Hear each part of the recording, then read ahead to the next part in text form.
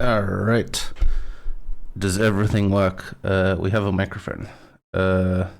We have fluffy dragon functions. Okay, very good. Sorry, I slept through my alarm and then one of my monitors crapped out on me, and then I had to draw up some memes real quick because I didn't do this yesterday. And then, well, look, I'm full of excuses. But we've made it.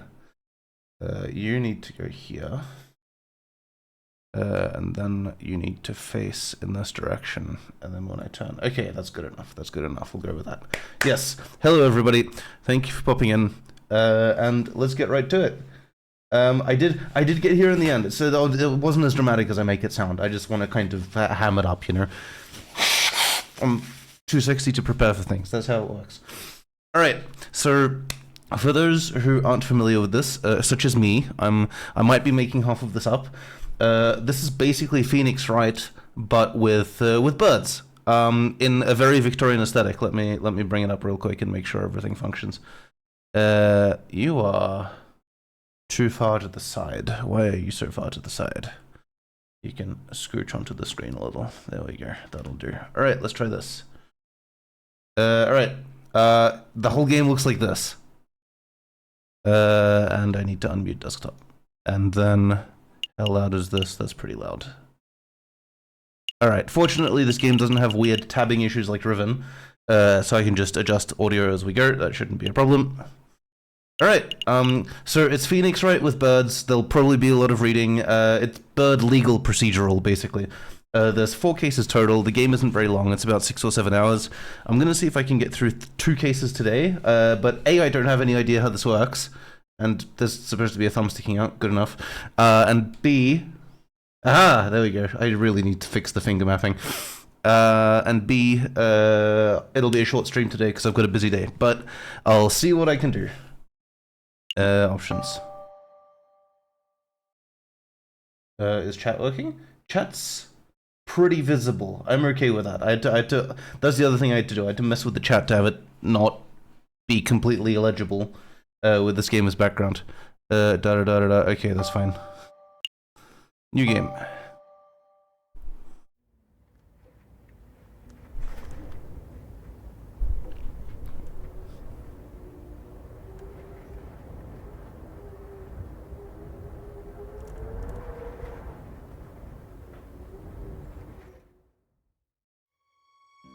Oh no!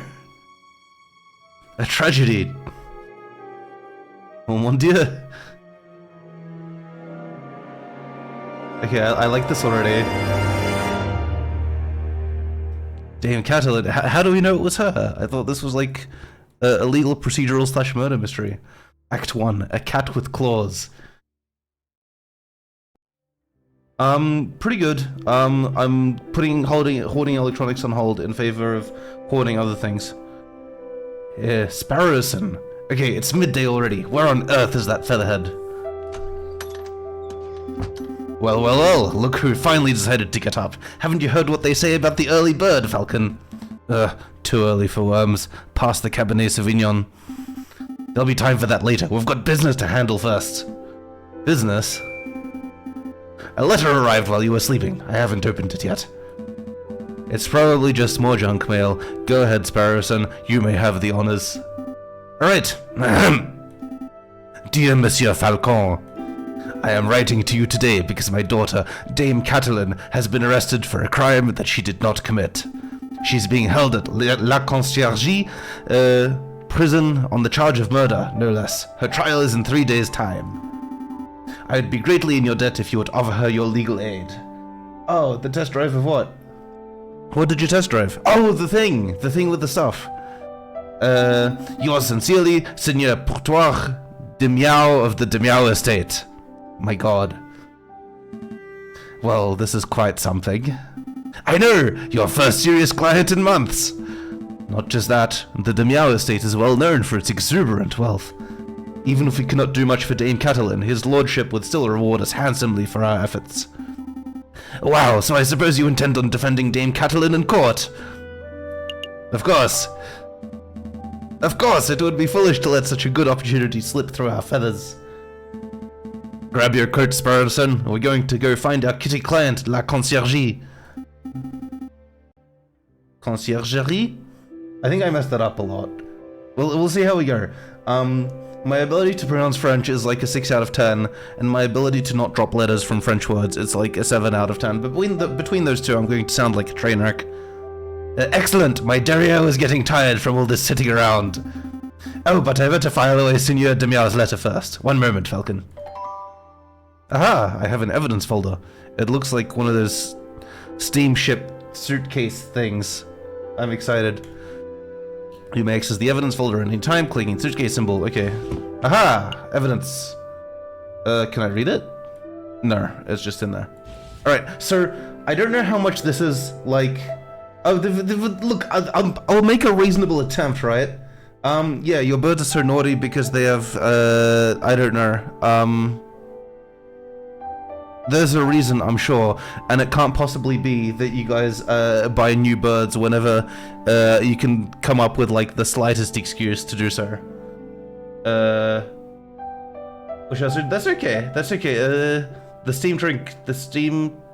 The trunk, you guys, yeah, him too. It's definitely only Wolvie's fault. But yes. Okay, so I've never actually played a Phoenix Wright game, so I don't know to what degree this is actually similar.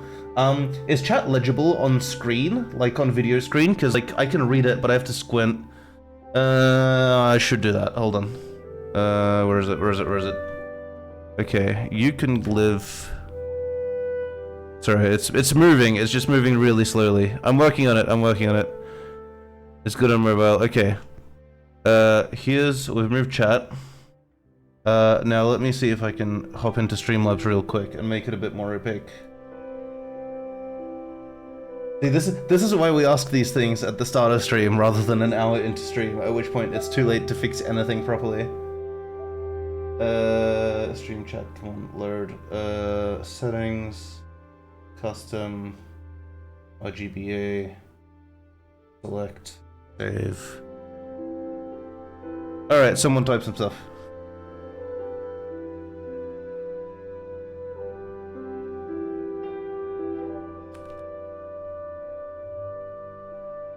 That's better. That's good enough. I can read most of that, and you can still see things. Okay, look, it's probably not getting better than that without just slapping a black box on the screen. Older. Maybe a little more, maybe a touch more. Come on. No, kissing boys generates evidence. It doesn't give me access to existing evidence. Anyway, yes, okay. Ah, nearly forgot my wallet. I wouldn't want to lose that. Again, I recall you losing it at the New Year's party. And at Christmas. Yes, alright, no need to make a list. Falcon has picked up his wallet. 20 franc. I guess it's the 1800s, and in the 1800s, 20 franc may have been a reasonable amount, but... Wait, I need to manage money? I'm bad at managing money. Let's make a move. Alright. Okay, so there's stuff in the corners. This is actually... Okay, I'm gonna have to... One sec. No. Transform, fit the screen. There we go. I'm rejigging a few things real quick because someone has fitted the layout of this game very well to arbitrary resolutions, which means I can't just get away with chopping off the sides of the screen. Alright, there we go. Now we can see everything. It's perfect! Brilliant. Alright, welcome to the map screen. From here you can travel to any listed area by clicking on a location name or a location node. Areas marked with a clock. This is really involved for a bird procedural. I'm making sarcasm quotes, there we go. Bird proceed... Good enough. It counts. Would I rather Arch cooking me a delicious carbonated steak or having the clearly best TikToker serenade you with their perfect content? No TikToker is perfect and TikTok is a pox. I will go for the carbonated steak, thank you very much. That's not even a real choice. That's reasonable. That is an amount of money I am comfortable keeping in my wallet. To be fair, if my wallet time traveled, it would be worthless because we're having trouble spending francs that are like 20 years old, let alone 200 years old. But it's the thought that counts. Alright, a symbol marked with a clock. Okay, so we can walk around, but if I use a clock, time passes. The Aviary Attorney offices, no case is too big or too small. I see, this is where the clock is, okay. Alright, so we've just left the offices, let's go to the prison. La Conciergerie. Ostensibly. Falcon and Sparrowson step into the stone-cold foyer of the Conciergerie. Yeah, Conciergerie. I'm okay with this. Sullen-faced guards and visitors linger beneath the medieval archways. Ah, the Conciergerie. They say this is the finest prison in the whole of France. The outer walls are impenetrable, the cells are spotless, the guards are well-mannered. What do you want? Good day, monsieur. I am here to see Dame Cataline de Miao. I am due to represent her in court. Oh, you're her lawyer, huh? Fine, fine. Follow me. Well, what are you waiting for? Keep up.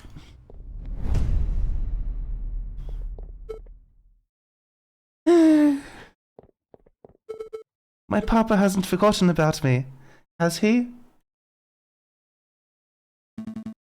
Dame Cataline de Miao, I presume. You've arrived! The fantastic lawyer, Monsieur Falcon, and his petite assistant, Sparrowson. Sorry, petit assistant, Sparrowson. Milady is knowledgeable. Don't talk like that, Sparrowson. Sorry. This music is a bit much, I think. No, it should be fine. I think the balance is fine. I'm just, I haven't balanced it on my end. But, the stream balance should be fine. Oh, Twitch is still overlapping names. One sec. Not Twitch chat. We can overlap Sparrowson's face. Sparrowson's face isn't important. There we go. My papa told me that he would only hire the best lawyers in town. I am not keeping up a falsetto for this entire interaction. I am flattered. But they weren't available at such short notice, so he hired the first people in the address directory. Oh. You see, Falcon, I told you listing under Aviary Attorney would pay off. Let's get down to business. Dame Cataline, could you fill us in on some details? Your father's letter was a little brief. Is this a French joke? I can do my best. What is it that you wanted to know? Yeah, what happened? Let's start with what happened. What exactly happened on the night of the murder? Oh, let me think. It was a Friday evening. Me and my papa had arrived at Chateau Crinière, the home of the great Baron Roguet. My papa spent all evening talking with Monsieur Grenouille and the Baron about the business stuff. Business stuff? Well, the three of them own a railway company together. So all through dinner they were talking about company shares and investments, but I didn't really understand most of it. But after dinner, this man with a camera took our photograph. That was a lot more fun. Sorry, man with a what took your what? Camera! It's a very new gadget. A tiny bug sits in a box with a tiny paintbrush and paints your picture very fast. In 10 minutes, poof, you have a perfect picture. Wow, technology is amazing. I don't think the lady's explanation is right, Sparrowson. Pshaw, let me believe. Still, the camera sounds like a very special device. I'll make a note of it. Perfect. Ah, a photographer named Ribitier. Sounds froggish. Attended the banquet. Very good. Please continue, Dame Cataline. So after we had the photograph, I went into the gardens to get some air, and that's when I found the body of Monsieur Grenouille. He was all ripped open. A housemaid saw me standing over the froggy monsieur and called for help, and then the police arrived. Before I could say anything, I ended up here. It's such a blur. It must have been terrifying. It wasn't so bad. My papa taught me how to be a brave cat.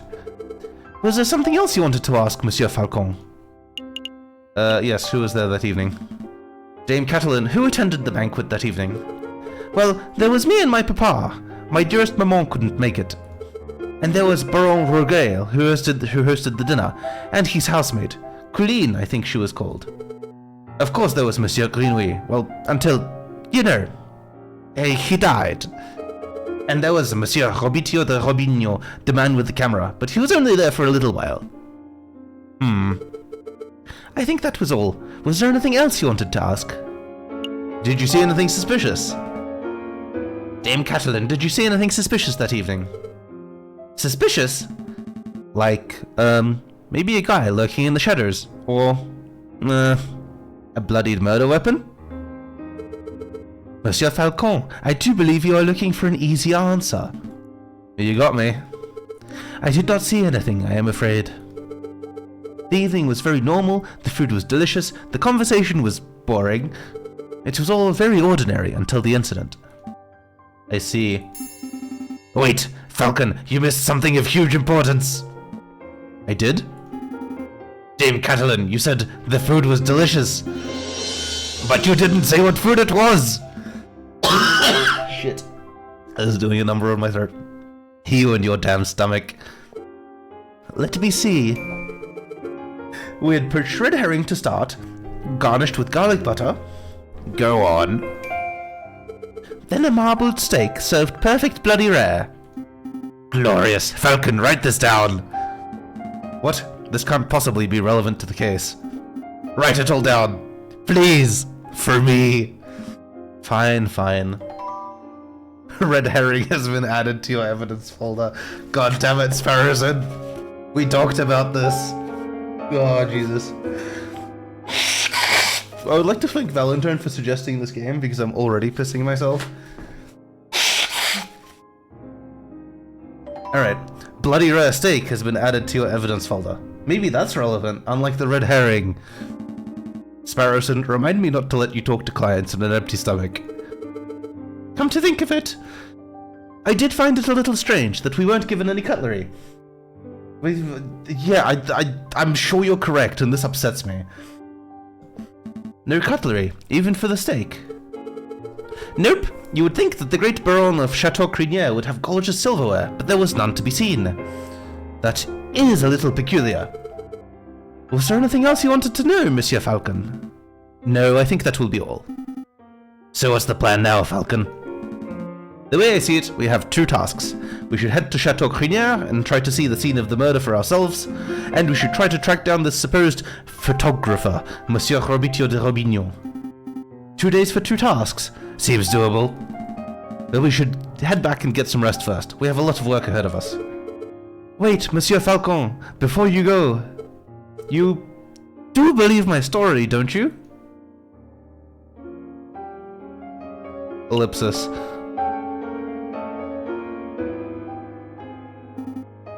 That's called, Falcon. Dame Catalin, Monsieur Greenway, Baron Roguet. These names are all getting a bit confusing, aren't they? Not particularly. Well, it is for me. I'm going to start compiling a Facebook so that I can keep track of who everyone is. A what? A Facebook. It's a collection of people's names, pictures, and descriptions in one easy-to-carry catalogue. I think I understand. The name could use a little work there. Okay. JJ Falcon. Oh, that's me. Sparrowson. What a handsome fellow! Portoir de Meow. Oh, that must be her dad. Okay. Quack. Jailkeeper. Okay, this is the guy we've talked to. Yeah, he just is a... I want to say the animal version of misanthrope, and then my brain suggested therianthrope, and that is definitely incorrect. Cataline de Meow, yes. Greenway, the dead person. Okay, cool. Okay, we're on. Okay, very good. You can access a list of people you've met at any time by clicking the book symbol. Okay, that will actually be super helpful. Let's make a move. No, just everybody. Or like half of us, I don't know. Alright, the game saves automatically at the start of each new day. I can also make a quick save at any time by selecting save and quit from the pause menu. That closes the game. That's not what I want, but okay. Cog symbol in the upper left corner, there is no... Oh, there it is. Okay. While I'm pressing the escape key. Okay, what's the... Oh, very good. Okay. Alright, we have Studio de Robignon, we have Chateau Crinière. Strangely enough, I feel like... Oh, we can go back to the prison at any time and it doesn't take time? Okay. Let's go check out the scene of the crime. That seems immediately relevant to the problem. Falcon and Sparrowson enter the courtyard outside Chateau Crinière. People with dirty clothes and gaunt faces linger about the building's shadows. That's... what? Sultan. Excusez-moi, monsieur. I don't mean to be a pain, but my little girl and I are sick and starving, see? I don't suppose you'd happen to have some spare change. What will I do? You can have a franc. Here you go. Stay safe, madame. Many thanks, dear messieurs. That was pretty generous of you, Falcon. Times are tough. Making sure a mother and child have something to eat is the least I can do. But what am I doing standing here moralizing? Come on, Sparrowson. We've got business to attend to. Falcon and Sparrowson step into the pristine wood-paneled foyer of Chateau Crinière. Wow, look at this place. Baron Roguin must be loaded. More than loaded. When it comes to lucrative investments, the Baron is a legend.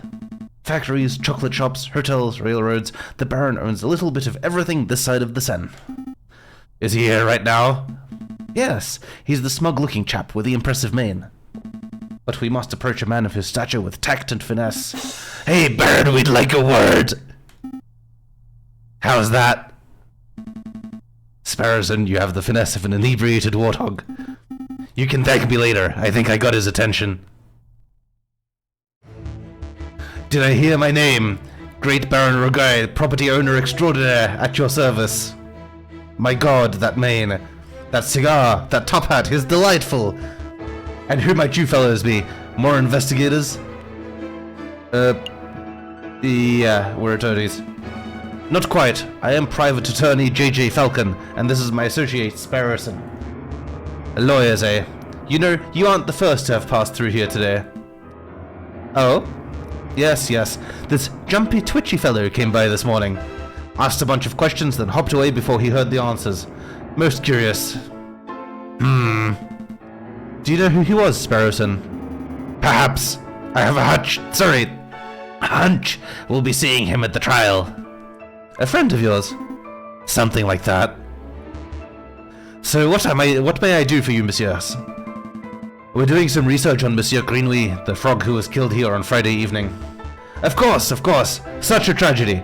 He was a good friend and a loyal business partner. I suppose you messieurs will be wanting to see the crime scene for yourself. Actually, yes, that would be fantastic. Well, be my guest. You will find the garden where the murder occurred through the back doors. You may also be interested in the lounge on the second floor, third door to the right.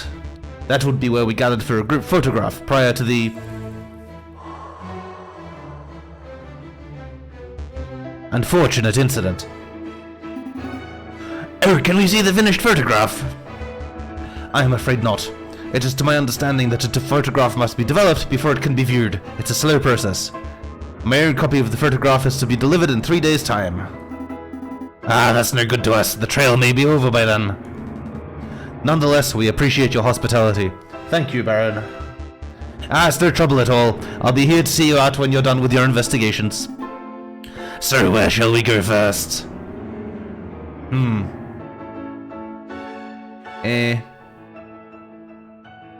Lounge? Does it matter? I don't think it matters. Oh my god, who is that? I can't see their face. Come back. Second floor, third door on the right. This might be the room where the photograph was taken. Psst. Hey, Falcon, did you see that? See what? That housemate totally just did something shifty. Shifty? I think she just pocketed something from that drawer. You should totally call her out on it. Excuse me, mademoiselle. Ah! Yes. Are you two policemen? No. We're private attorneys. My name's J.J. Falcon. And I'm Sparrowson. Oh, how rude of me. My name is Colleen Dorr. Her name is... Colleen of... being tall. Okay, fine. Fine, game. Agreed. Your terms are acceptable. So, what can I help you messieurs with today? We're investigating the murder that took place last week. Do you mind if we ask you a couple of questions? That's fine. Let me just grab a chair. Ah, much better. That's better. What is it you wanted to ask? What do you have in your pocket, precious? You were a little nervous when we came in. You thought we were police officers. Is there something we ought to know? Anything you need to confess? No, I suppose I'm just a little nervous after all the drama of last week. Are you sure there isn't anything that you're hiding? It's okay to tell us. We're defense attorneys. That means we help people get away with criminal acts. Right, and... Wait, what? No, that's not an accurate job description, Sparrowson. It isn't? Oh, what do we do then? I'll tell you later. Honestly, messieurs, I have nothing to hide. Was there something else you wanted to ask? Yes, photograph. We were looking for the room where the photograph was taken prior to the incident. Would you happen to know whether this is the right room? Oh yes, you're in the right place. I saw the photography session for myself. Let's see. The cameraman was standing... just about where you're standing, actually, Monsieur Falcon. And where was the camera pointed? Right at the clock above the mantelpiece. The Baron insisted on using that very location. Ah, well, then the photograph will have a timestamp, very convenient. And now that I'm looking at it, something isn't right about that clock. I know, the painting on it totally clashes with the decor. I was thinking along more obvious lines. The clock has no hands. Ah, bollocks, no timestamp. Okay, we tried. Oh, that clock has never had hands in all the years I've worked here. I think Baron Rogai just keeps it around as a conversation piece. Well, we're conversing about it, so I guess it's working. It's a peculiar detail, though. I'll make a note of it. Missing clock hands have been added to my evidence folder. Maybe that's what he got stabbed with. That's like the best murder weapon. Is there something else you wanted to ask? No, that's all. No further questions. Thank you, mademoiselle. You've been a huge help. It's no problem, messieurs. Actually, there is something. I know you two saw me stealing as you came in. I appreciate that you didn't give me the third degree about it.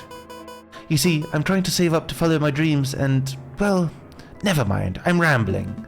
It's no problem, mademoiselle. To be honest, we have a much larger crime to worry about.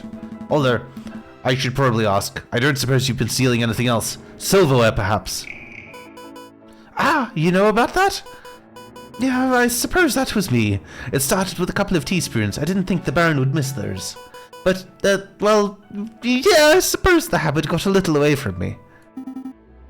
That's one mystery solved, at least. Okay, great. Everything is coming together. I would appreciate it if you didn't tell the Baron. He's been really kind, and I would hate to break his trust. I see. So where to next, Big Bird? Garden. Let's check out the scene of the crime. This is pain, but it's worth it. Oof. Valentine, how did you come across this game? It's a gem. Dame Catelyn said that she found Monsieur Greenway on the stairs by the fountain, so this must be the very spot where the murder took place. Hey, Falcon, do the crime scene investigation thing. The crime scene investigation thing? Oh my god, I mean, that makes sense. Of all things, I assume the Switch can run this. Yeah, you know, that thing where you get all eagle-eyed and analyze every object in excruciating detail. You mean, search for evidence? Yeah, do that!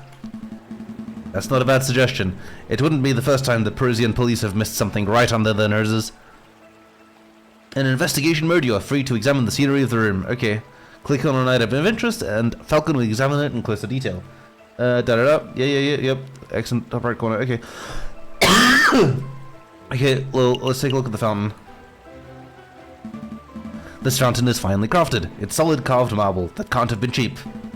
I see nothing but water in the bottom of the lower basin. It's a shame we can't see inside the upper basin from here. That would be a perfect place to quickly stash a murder weapon. That's actually not a terrible line of reasoning. We ought to wade in to take a closer look, just to be sure.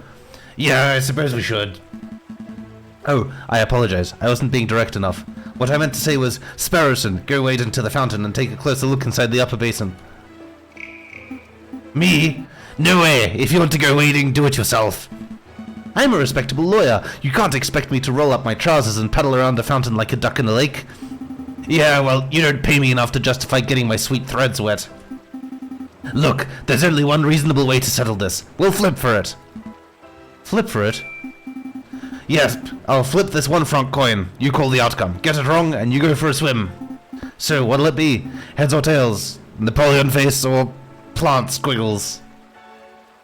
Plant squiggles. It's called a wreath, Sparrowson. Sure, I'll bet on the plant squiggles. Here I go. It's heads. Should've gone with the old Emperor, Falcon. Ah, fine. Hold my shoes. Falcon really should learn how to spot a rigged coin flip. Yeah, I knew it.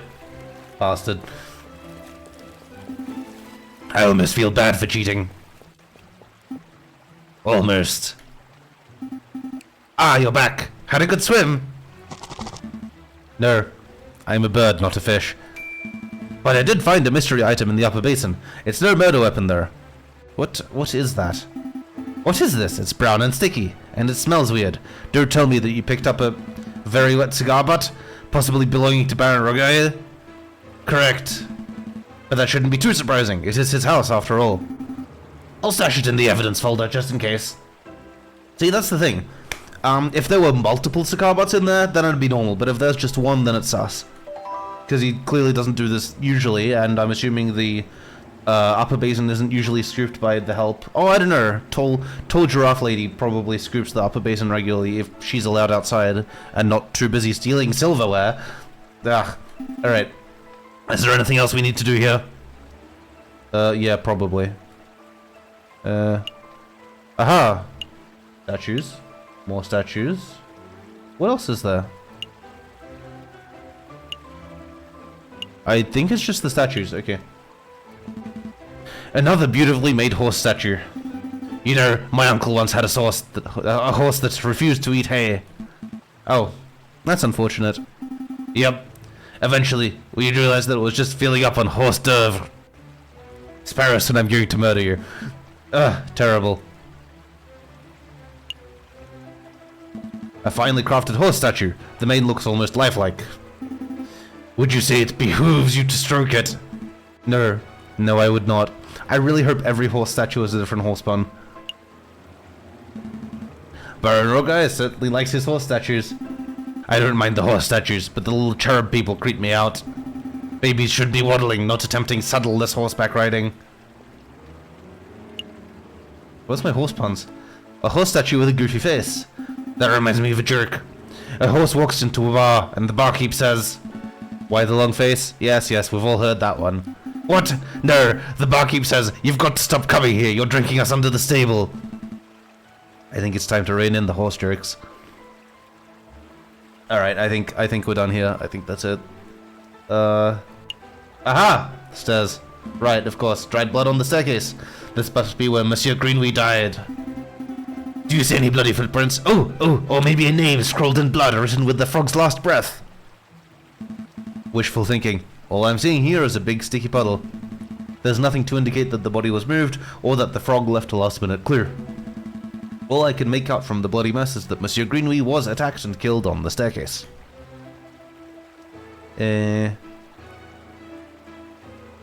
What else? Okay, there's no openings. I'm not going to yeah, I am going to skim my mouse up and down the screen because I have that sort of brain. I think alright, I think that's it. I think we're done here.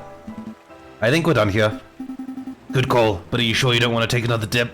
We still have time. Don't push your luck. Alright, we haven't seen the main hall yet.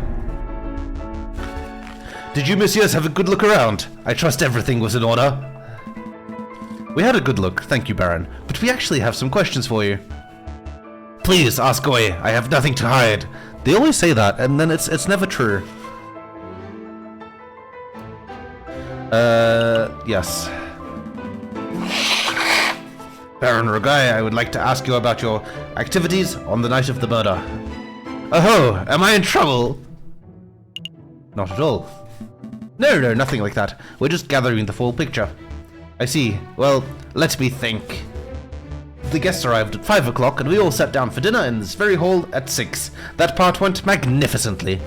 The photographer arrived at 7 o'clock, but it wasn't until 7:30 that we had our picture taken. My housemaid discovered the crime scene soon after that. I see. Is there something else I can help you, messieurs, with? Housemaid. We met your housemaid, Colleen Dehors. She's a courteous young lady, isn't she? Yes, she was more than willing to help us with our investigation. I'm glad to hear it. Did you two want to ask something else? No, that'll be it. I think that will be all, Baron. Thank you very much for your time. It was a pleasure. Have a delightful day, messieurs. Did you get all the information you needed, Falcon? I hope so. Don't worry. If everything goes wrong in the trial, we can always just wing it. Fuck you, Sparrowson. Fuck you. Terrible. Just terrible. Let's head back to the office and get some rest. I wonder if I'd given the beggars 10 francs, would they have filled me in on the entire case?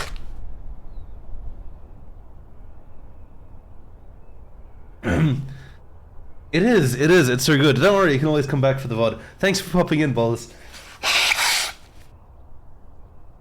Alright. We've seen the chateau, we've seen the conciergerie, the AA officers are, of course. Alright, Studio de Robinho, let's check out the photographer. What could possibly go wrong? So this is the studio of the famous photographer. Shall we knock? Wait, there's a note on the door. The magnificent and marvelous artist, Monsieur Robitio de Robinho, is currently out on an artistic expedition. He shall return when his muse sees fit. When his muse sees fit? What does that even mean? I think it means that he is a pretentious bird brain, but in any case, the artist seems to be out. What shall we do now? We should knock anyway. Alright, I don't see the harm. Nope, it doesn't look like he's in, Falcon. We should definitely break in. We should break in. What? Are you serious? Maybe? Monsieur J.J. Falcon, I would have thought that a man of justice like yourself would be against such reckless displays of unlawful barbarism. Sparrowson is killing me. You're right. I'm sorry. I don't know what came over. It's a brilliant suggestion. Stand back, I'm barging the door down. Wait, just like that? Shouldn't we discuss this first? Oh yeah, that was a beautiful transition. What in bird Jesus' name was that? You said you wanted to break in. I thought we could find an open window. I didn't think you would turn into a bird-sized cannonball. Well, now we're here, we ought to make the most of it. This place is quite something. It's very... swanky. I was going to say ostentatious. That's just swanky talk for swanky. We don't have time for this. The sound of a door being smashed in could be drawing unwanted attention. We should find anything that may help our case and get out. A chandelier! You should get one of those for the office. I don't have the money for that sort of luxury. I see paints, inks, and dyes. I'm not quite sure what the clear liquid in this bottle is. I could taste test it. You could, but we don't have time for a hospital visit right now, so let's not.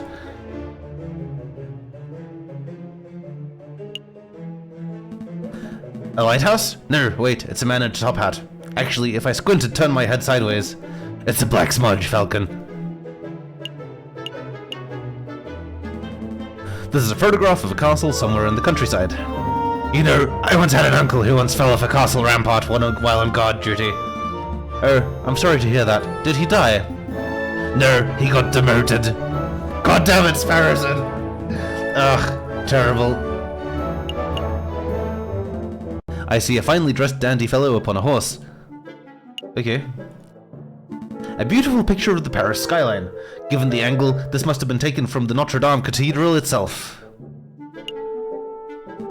A picture of a sailing ship on a windy day. Hey, Falcon, look. What? It's just an easel. No, look at what's on the easel. Oh wow, this must be a copy of the photograph from the evening of the murder. There's no question about it. I see a housemaid, Dame Cataline, and I think that's Seigneur Portoir, Cataline's father. So what shall we do? Do we just... take this? Oh, we should take it. We've come this far. We may as well borrow it. Okay, very good. Is there anything else we need to do here? What's this? A picture of a fence. It's a fancy photograph. It leaves a few defenseless. Out of all the picture here, I would pick it as my favorite. Okay, I'm done. No more fence puns. A tiny photograph of what appears to be a jail cell. That reminds me, how illegal is this? You know, breaking and entering, rifling through a person's belongings.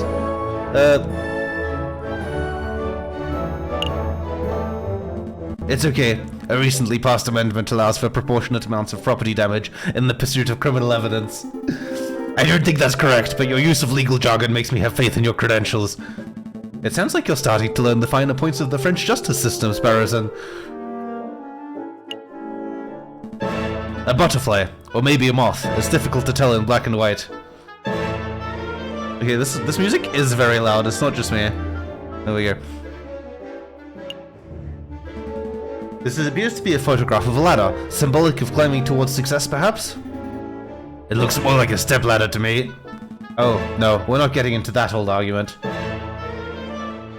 Okay, I think that's everything. Is that actually everything? Aha. I see a bourgeois tigress in profile. Okay. Yeah, I think we're done here. I think we're done snooping. Let's get out of here before we draw further attention to ourselves.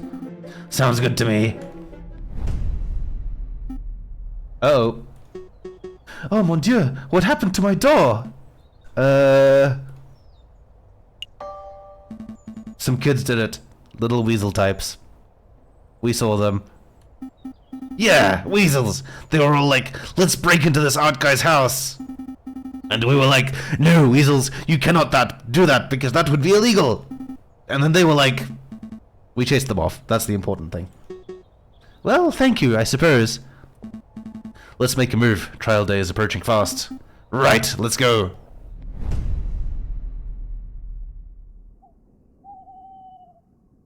Alright. Trial day, no pressure.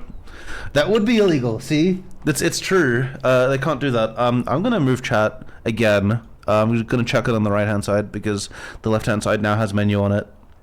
Hold on, let me see if I can move this just manually. I'll rejig it again once the dialogue pops up again so I know where it's supposed to go. Alright. Palais de Justice. Maybe a little bit higher. Okay, I think that's fine. I think that's fine. Falcon and Sparrowson stand inside the marble portico of the Palais de Justice, awaiting the opening of the Tribunal de Grande Instance. Are you nervous, Falcon? Nope, we've got this case in the bag. Look at my feathers. See? Totally unruffled. Wow, well at least one of us is feeling confident. Monsieur Falcon, Petit Sparrowson, is there anything you need me to do? No, we've got a handle on things. Falcon was just telling me how confident he was feeling about the case. That's wonderful. I just know you two will pull through. Let's move it along, fellas. Ah, I'll be watching from inside. Do your best for me, Monsieur Falcon. We will. Are we ready? Yeah, we're ready.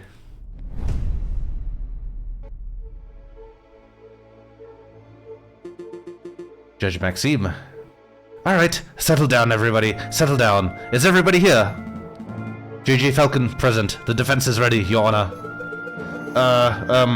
Rupert Ravington, present. The ready is prosecution, Your Honor. Oh, darn, that's not it. Oh gosh, where are my notes? Ha, I knew it. Knew what? Rupert and I went to Paris Law School together. He was in all of my classes. Oh, was he smart? No, he always scored the second worst marks in the class. Was Sparrows in bottom of the class then? I can only assume, that he bumbled through the final exams on the luck of his 2 rabbit's feet. Unless he's improved considerably, you might already have this trial in the bag. That's good to know. But say, Sparrowson, if Rupert scored the second lowest marks in the class, then who scored the lowest? I choose to exercise my right to not self-incriminate. Got you. Here it is. The prosecution is ready, Your Honor. Are the jury all present? This is beautiful. All present and accounted for, Your Honor. Oh my god. What a menagerie. Could I yeet the hippo from the jury so they don't, like, charge and murder me halfway through the trial?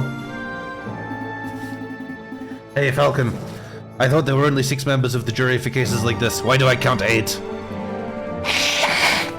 Oh, those 2 birds with the funny hats are assesseurs, the associate judges. Everything seems to be in order, so let us begin. The court is now in session for the trial of Dame Catalin de Miao. Prosecution, please call your first witness to the stand. Oh, gosh, are we there already? Okay, I choose to call the officer in charge of the murder investigation, Inspector Valerti, to the witness stand. Inspector Valerti, please approach the stand and recite the oath. Ah, no, he looks hard-boiled. We're in trouble, guys. As you will, Your Honor. I swear to speak without hatred and without fear, to tell the whole truth and nothing but the truth. Monsieur, Inspector, please state your name and occupation for the record. My name is Inspector Giusto Volerti. I am a servant to the law, a scourge of the gutter rats that plague this city. I have enforced the law for over 20 years, and I shall continue until I bring the infamous Viridian killer to justice. My path begins 18 years ago. Let's stick to the questions, Inspector. Of course, Your Honor. Oh, great. I was hoping we could have one of those bumbling, cuddly officers, but instead we're stuck with lawful goody two-shoes. I bet this guy would turn in his own mother if he saw her littering. So, Inspector, is it true that you are the lead investigator in this case?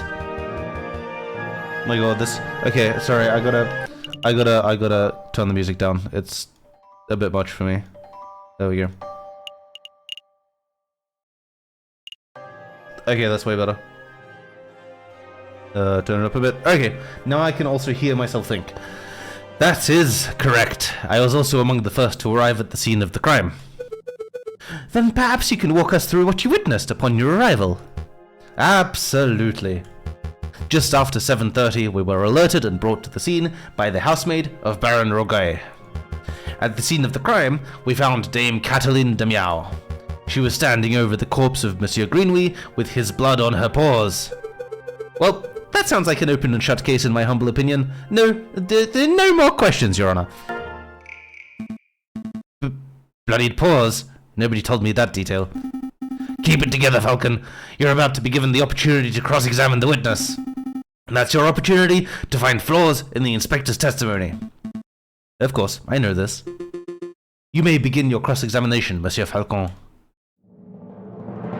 Okay. Oh god, okay. Okay, no pointless details, yes key phrases.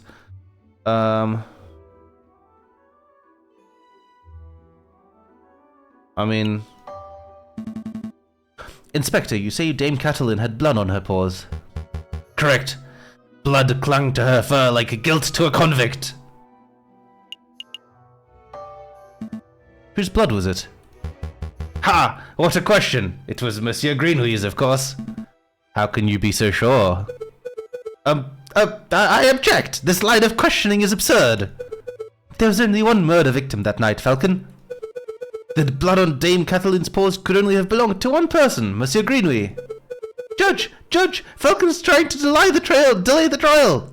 By asking pointless questions! I'm afraid the prosecution may have a point, Monsieur Falcon.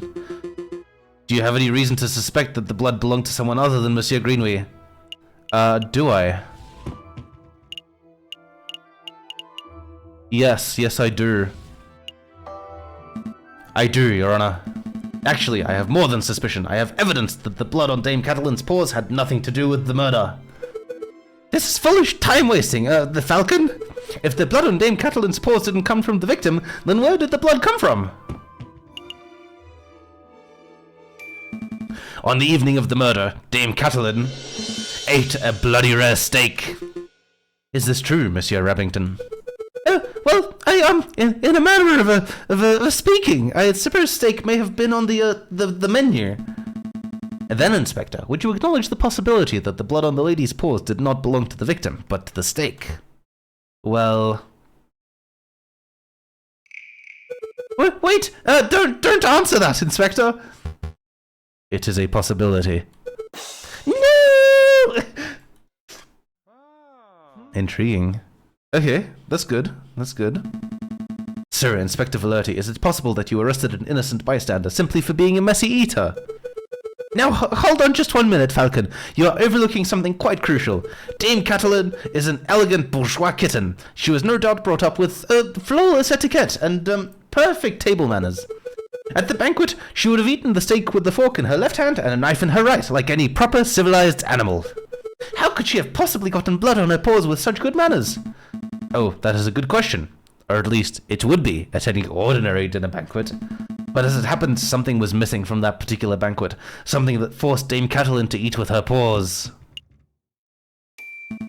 Dame Catelyn was forced to eat steak with her paws because the silverware of the household had been previously stolen. Stolen? I don't recall any mention of that in the police report. We weren't aware of anything missing from the Rogaille residence when we performed the initial investigation. But, as it happened, Baron Rogaille approached us about this very subject last night. Ah! What a twist! What is the meaning of all this? Bloody steak, misplaced silverware. Inspector, was your investigation so lax that you overlooked these basic facts in your initial report? Lax? My investigation? Judge, I assure you, I am the most thorough investigative officer on the force. Then it is amazing that the Persian police managed to solve any crimes at all. Oh dear. Be on your way, Inspector. Perhaps do a little inspecting for your next case. Fine. So be it, Monsieur. Until next time. Prosecutor, I trust your next witness is ready? Yes, of course, Your Honor. I call upon, let's see, Monsieur Robitio Robinho, the photographer who attended the banquet on the night of the murder. Monsieur Robitio Robinho, please approach the stand and recite the oath. How does it go? I swear to speak without hatred and without fear, to tell the whole truth and nothing but the truth. It's a little cliché, to be perfectly honest. Could the witness please introduce himself for the court record? As if anybody in this courtroom does not immediately recognize me. I am the great Monsieur Robitio Robinho, cutting-edge photographer and visionary. I don't just take people's pictures, I capture their very essence. Je suis l'artiste, tu es une pipe. You have seen my works in hip magazines Le Branché or C'est Chouette. I can send you tweets if you like. What on earth is a tweet? Bird-to-bird communication. Come on, Falcon, it's the 19th century. Get with the times already. Yes, your works are very impressive, Monsieur Robinho, but let's get down to business. Could you tell us your activities were on the night of the murder? Very well. I was hired by Baron Rogaille to capture the evening's events. I arrived at 7 in the evening, I pointed my camera, and captured the beauty of the banquet in one fantastic photograph. Then I bailed Baron Rogaille and left. Like a true artist. And, with regards to the photograph itself, who did you photograph? I thought you might ask. I brought a copy so that you could all see for yourselves. Oh, very good. Let's take a closer look. Aha! I knew pinching that painting was worthwhile. My word, this is an exquisite picture, isn't it? So let's see, who do we have here? In the middle, we see Baron Rogaille, the lion who hosted the event. On the left, we see Seigneur Pourtois de Miao, the father of the defendant, Dame Catelyn. And finally, we see the housemaid, Colleen d'Or, who I suspect may have snuck into the picture uninvited.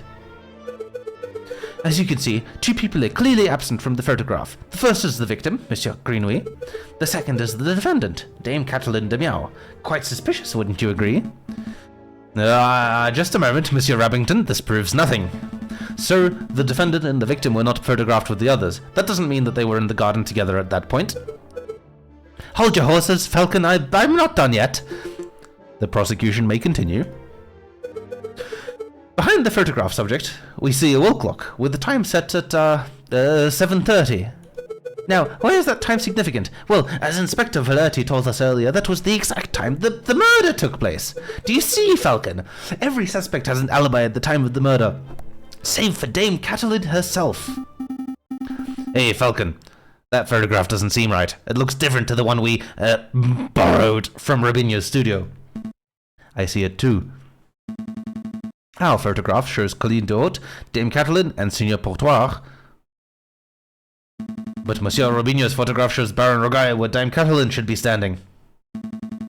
If we assume that only one photograph was taken, then this demonstrates that one of the photographs must have been edited in some way. You should slam that evidence down. Be just like, BAM! Inconsistency! This whole courtroom is out of order. Case closed! I can't do that. Well, I suppose you could be a little more delicate with your words. No, I mean, I can't do that because our evidence was illegally obtained. If I were to present it, Monsieur Robinho would ask how we acquired it, and the whole trial could derail. In a worst-case scenario, I could lose my legal license, and we could be arrested for theft. Oh, well, we don't want that. No, we don't. I should tread lightly. Your Honor, I would like to cross-examine the witness. Very well, the defense may proceed. It's a waste of time, if you ask me. Photographs are rock-solid evidence. Alright, let's cross-examine you. Around 7 p.m. My camera captured the photograph. Okay. Well, the photograph is obviously the problem. Yes, let's take a closer look. Just to clarify, Monsieur Robinho, photographs are a direct reflection of reality, are they not? That is correct. The photographic process leaves no room for bias or inaccuracies. That is most curious because I see a mistake. A mistake! Impossible! I just told you, monsieur, the camera is a perfect, unbiased device. The photographs it produces are flawless. Falcon, I'm not saying any mistakes. Perhaps you could be more specific. Certainly. The clock in this photograph, there is something not right about it. Well, isn't that convenient? The defense sees something wrong with the key piece of evidence that implicates his client. Don't give me that cocky tone, Monsieur Remington. I have evidence that there's something wrong with the clock in the picture. The photograph clearly shows the clock's hands pointing at 7 and 6. That much is self-evident. Which is most curious because the clock in the lounge of Chateau Crinier has no hands. It has no hands. The clock is merely a decorative piece, a talking item. Feel free to ask Baron Rogaille, his housemaid, if you have doubts. Monsieur Robinho, how do you explain this discrepancy? I don't know. There must be some sort of mistake. My camera is flawless, or the housemaid stole the hands. I don't know. Shit, that might be a problem. Maybe she did pinch it. Oh well, it works for us. There is no mistake, monsieur. Your photograph depicts something that does not exist in the real world. Maybe there was an error in the printing process. And error precisely where the clock's hands should be. Please, monsieur, don't patronize us. Allow me to offer a more plausible explanation. You, Monsieur Robinho, edited this photograph. Edited? I am no expert, but I suspect that you used paint or ink to carefully put hands upon the clock. It would have been a simple task, considering that the clock face was bare. One could even speculate that you specifically chose to include a handleless clock in the photograph, just to simplify the editing process. Falcon, your reasoning is absurd. Why would the witness do such a thing? Is it not obvious? By showing the photograph to have taken place at precisely 7:30, it clears all the photograph subjects of suspicion. In other words, Monsieur Robinho created a perfect alibi.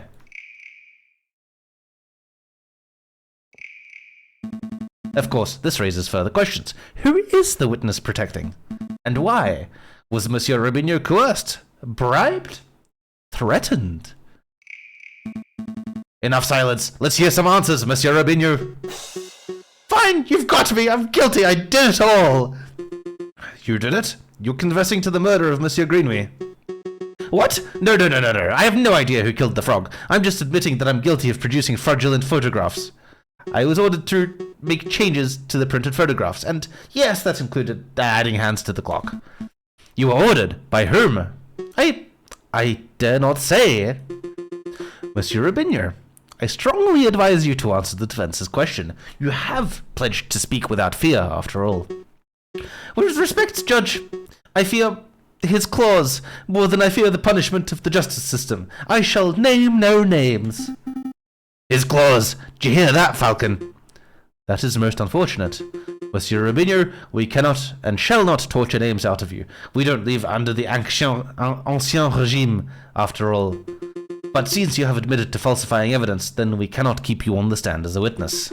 Take your leave. You shall be charged with perjury in due course.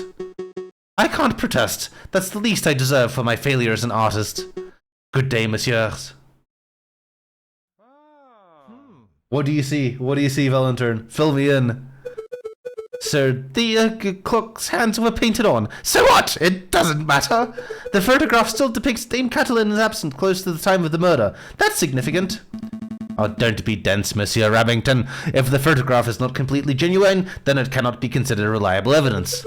Why not? It's still a portrayal of the night's events. Because if we accept that one part of the picture was edited, then we must accept the possibility that other parts were too. It is possible that Dame Catelyn was painted out. Even worse, it is possible that another person was painted in. We know that the witness was trying to cover for someone, so all possibilities must be accounted for. So what are you saying, Falcon? That the housemaid paid off the photographer? Or was it Seigneur Patois de Biao, perhaps? I don't think so. The housemaid lacks a means or a motive, and it wouldn't make sense for Seigneur Patois to implicate his own daughter. Well, surely you're not suggesting that the honest and beloved Baron Rogai deliberately tried to frame Dame Catelyn? Because that would be the most outlandish theory yet. The Baron is a pillar of our community. He would never do such a thing. Monsieur Rabington, I'm not here to throw accusations. That's the job of you, the prosecutor. However, mayhaps I should offer my opinion. But Baron, it's not a time for your witness testimony yet. So you would think, prosecutor, and yet I see my good reputation getting tarnished by your incompetence. Incompetence? Indeed. Let us proceed with witness questioning. Is that fine with you, Judge? Yes, I suppose that's fine. Very good. And I trust the defense has no objections? No objections here. Fantastic. Oh, but before I forget, I pledge to speak without fear and prejudice, etc., etc. Now, prosecutor, ask me about what I witnessed over the course of the evening. Oh, okay. Baron Rogai, on the night of the initial dinner went magnificently. When the photographer arrived, Monsieur Greenway left to visit the garden. Dame Catelyn followed behind him moments later. Seigneur Patois, Monsieur Robinho, and myself were engaged in conversation, so we paid her no mind. After the photographer had left, my housemaid left to go find Monsieur Greenway and Dame Catelyn. That would be when I heard her cry for help. Thank you, Baron. I think we all know the story from here. I would like to cross-examine the witness. Do you doubt my integrity, garçon? I'm just here to uncover the truth, Baron. Very well then, hit me with your best shot. Let us establish with absolute certainty that I, Baron Rogai, am an honest man. Defense may proceed. Right.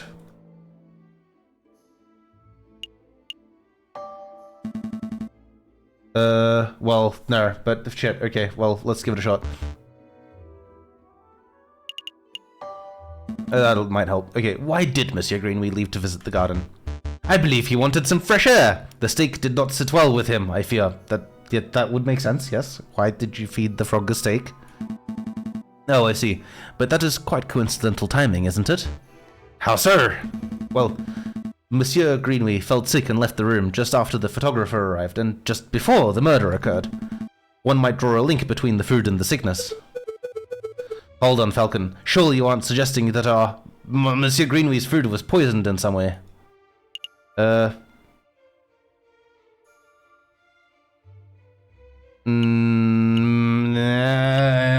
really tempted to list the red herring as evidence. No, that's fine. No, there's nothing to indicate poisoning. I just found the timing somewhat puzzling. There's nothing puzzling about it. Monsieur Greenway always had a soft stomach. It's really no surprise that he couldn't keep down... Ah! Yes. Never mind. Okay. There. Okay, what do we got? The garden, yes. Baron, there we go. Baron, we saw the murder scene in your garden for ourselves. When was the last time you ventured into your own garden?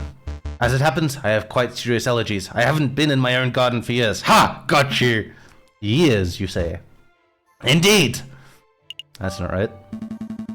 Baron, I do not wish to call you a liar, but that claim does not hold up to scrutiny. Oh, and why is that? Because we have hard evidence that you have visited the garden recently. Balderdash! My word is gold. Show the court the so-called hard evidence that I've been in my garden.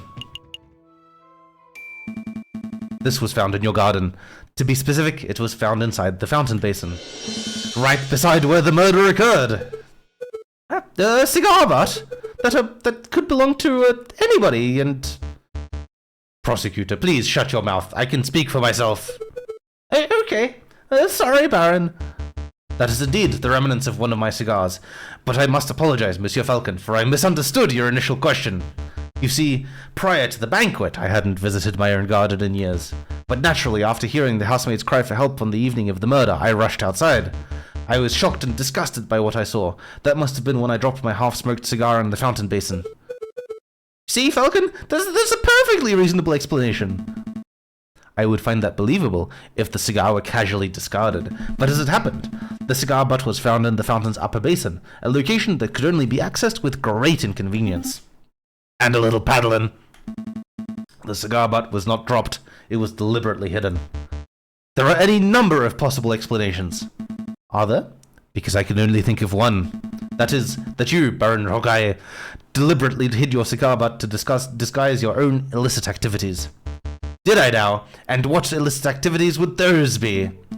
You want me to spell it out? Fine, let's put everything on the table. You, Baron Rogai, murdered Monsieur Greenway. That is what you were trying to keep hidden. Directly accusing me of murder? How shamelessly brazen. That is a ludicrous accusation, Falcon. The Baron is an upstanding citizen of the highest order. Your allegation is baseless. You have no evidence, no means, motive, or opportunity. No evidence? Think harder, Monsieur Remington. Every piece of evidence points to Baron Rogai as the prime suspect. You want the means? The Baron certainly had the means. His lion's claws are as sharp as a surgeon's blade. Gutting a frog belly would be trivial to him. Even Monsieur Rubinho confessed just moments ago that he feared his claws. Ridiculous. I would never threaten a man with violence. You want a motive? The Baron had at least 10,000 francs worth of motive. By removing a business partner, the Baron's share of his railway company increased from one-third to one-half. That is preposterous! And finally, the Baron had an opportunity. No, he crafted the perfect opportunity. He arranged a small banquet with a very select number of guests. He was aware of the missing silverware, and yet he served steak, a food item that necessitates good cutlery. Why? To bloody the hands of his guests, of course! Then he hired an easily influenced photographer and staged a very specific picture in order to build a perfect alibi for himself. Photographing the guests in front of a handless clock to make for easy editing is quite an ingenious plan, it must be said. Prosecutor, are you just going to let this slanderous yarn go uncontested? Say something! Object! Oh, you're pitifully useless. After executing the murder, the Baron found himself still holding a single piece of incriminatory evidence, his finished cigar. He knew that leaving it at the crime scene would raise suspicion, but he didn't have time to properly dispose of it. So out of desperation, he threw it into his fountain, out of the sight of his guests and any snooping police. I imagine the Baron was hoping to implicate Seigneur Pourtois de Miao, since that would ensure total control over his railway company. Alas, Dame Catalin was the first to happen upon the crime scene, so the Baron improvised. This is an outrage! Judge, I demand that you disbar this ranting lunatic! No, there is only one outrage here. That is, that a man like yourself is able to abuse his wealth and status to frame an innocent girl for murder. You're a bourgeois of the worst kind. How dare you, garçon! The utter nerve for a lying scumbag of a lawyer to accuse a philanthropist like myself of something so heinous! I'm nothing like the fat cat bourgeois. I'm a respectable, hard-working capitalist. Capitalist? No, you're a ruthless man who would slaughter a dear friend just to reap a few francs. You incredulous whelp! I ought to gut you right here and now like a damned frog!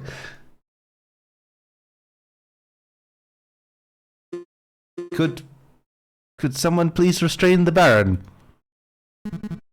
I'm on it, Your Honor. Let's go, old man. To the conciergerie with you. Don't touch me, you filthy jackdaw. I can walk myself. This is quite a turn of events. Does the prosecution have anything to add?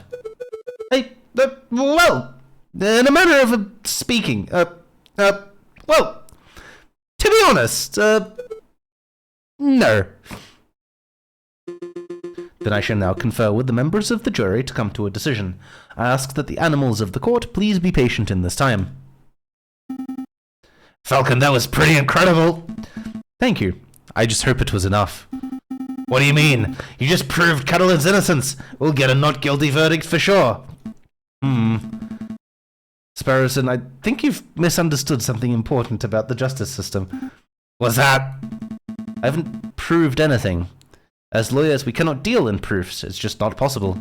All we can do is organize the evidence and convincingly explain what it suggests. I haven't proved Dame Catalan's innocence. All I have done is demonstrate that there is a significant possibility that she is not guilty. I'm not sure I understand the difference. We have reached a decision. Well, that was quick. In light of the recent revelations, it is clear that an error of judgment was made with the initial arrest. On that note, we unanimously find the defendant, Dame Catalan de Miao, to be not guilty. Hooray! Great success. Very good. Monsieur Falcon, Petit Sparrowson, you did it! Yeah, so I suppose we did, didn't we? We should head back to the office so we can celebrate properly. You did it, Falcon! I can't take all the credit. This was a group achievement. I'm so proud of you both. I'll go get 1 bottle of wine and 3 of our least dirty glasses. You were amazing, Monsieur Falcon. Oh, it was nothing. I very much liked the way you pinned the murder on the Baron. That was an act of sheer genius. Well, I didn't pin anything. Sparrowson and I just worked at unveiling the truth given the facts in the case. Monsieur Falcon, there's no need to play coy. The case is over. Play coy? Don't tell me you're actually being sincere. I'm completely lost. Oh, wow. I thought the goody-goody thing was an act, but you actually don't know. Alright, I'll spell it out for you.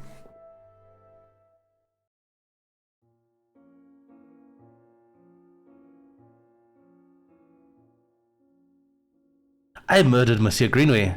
I see. I saw him in the garden, all drunk and vulnerable, and I seized my opportunity. It was nothing personal, just business, you understand. Bollocks. Business. To increase my papa's share in the training company, of course. My papa always said that the drunk-old frog was the weakest link. Your confession doesn't make any sense at all. I found Baron Rogai's cigar butt hidden in the garden. Oh, I put that there. I expected the police to find it, but I suppose that was putting too much faith in the brains of Paris's finest. Damn it, we should hire her to work for us. But Falcon proved that Monsieur Robinho's photograph was edited. It was edited. I wasn't in the picture because I was busy paying a visit to Monsieur Greenway in the garden. My papa knew I needed an alibi, so he ordered Monsieur Robinho to paint me over Baron Rogai and to add hands to the clock. But that lazy artist didn't manage to finish altering either photograph by trial day.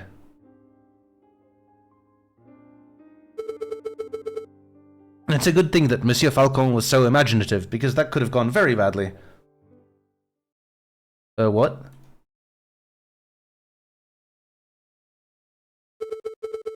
What's with the silence? You should both be proud.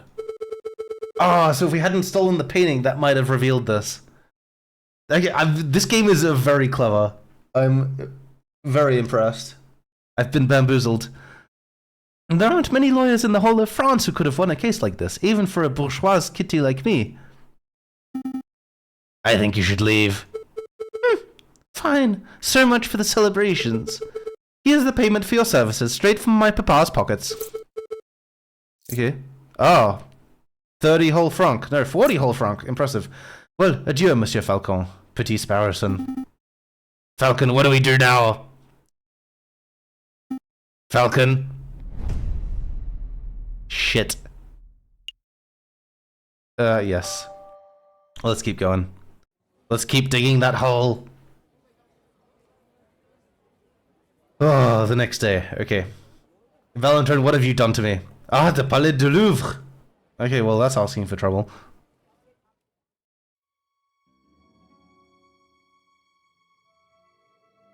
Let us be reasonable, senors. I am sure this is a simple misunderstanding. Oh, he's a fox. He's obviously guilty. Ah, he's Spanish! No, he's definitely guilty. He's, yes. A Spanish fox. My god. A human hand? Suspicious. Yeah. Correct. I knew Falcon wouldn't feel like turning up to the office on Friday. But now it's midday on Monday, and there's still no sign of him. This is becoming a little concerning. Should wait around a little. What am I saying? Falcon's a big bird. He can handle himself.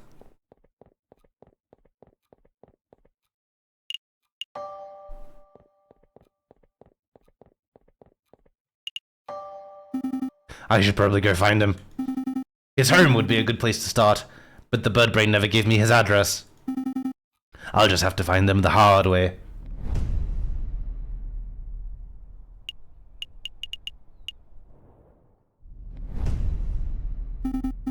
Excuse me, monsieur. I am looking for my friend. Do I look like a lost and found to you? Buzz off, bird brain. Alright then.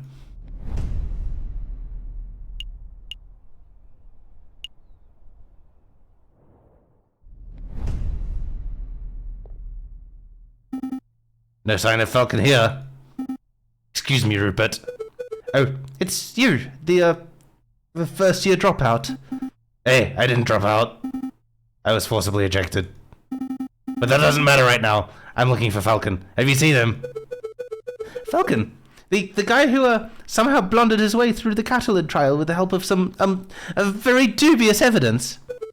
No, I haven't seen him since the trial. Oh. Well, thanks anyway.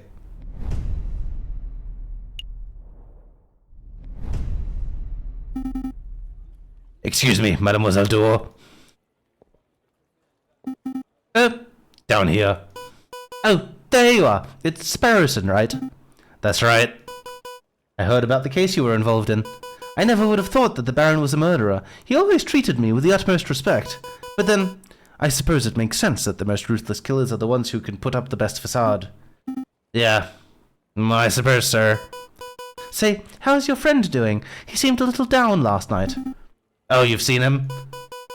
Yes, he was brooding in the corner of Le Canard Joyeux, mumbling and drinking. It was a little depressing, to be perfectly honest. Le Canard Joyeux? That's the dingy student bar on Rue Jaune, right? It's not dingy, just a little rustic. In any case, that's an enormous help. Thanks, mademoiselle. Any time, Sparrowson.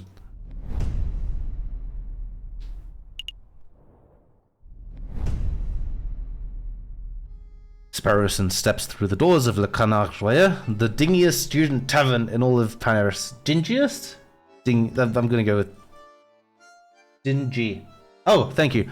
The dingiest student tavern in all of Paris, I assume. His nostrils still filled with the pungent aroma of sour wine and bitter tobacco. Well, ruffle my feathers if it isn't Little Sparrowson. I haven't seen you in years. Countertyper. How are you doing, hun?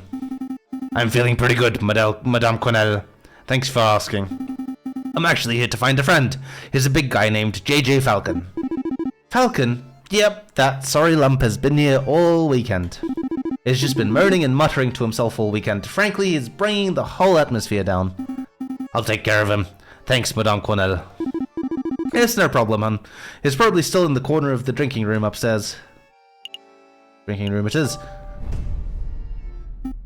Comment osez-vous? I don't know what osez means. No sign of him. Ah, mon Dieu, I almost stepped on the big feller. Falcon, what are you doing on the floor? Hey, Falcon, wake up. Ah, I did not know that one, thank you. Today I learned. Wow, the bird's completely out cold. He must have drunk this place dry. Dingy. Oh, yeah, Dingy versus Dingy. Okay, that makes sense. Thank you, Nightmare. Today, I'm learning a lot today. But hey, that's what I get for dramatic reading a whole game. Education! No, this is good. Please point such things out. Let's see, how do you wake a drunk person? Well, I guess it's time for a rude awakening. Wakey, wakey.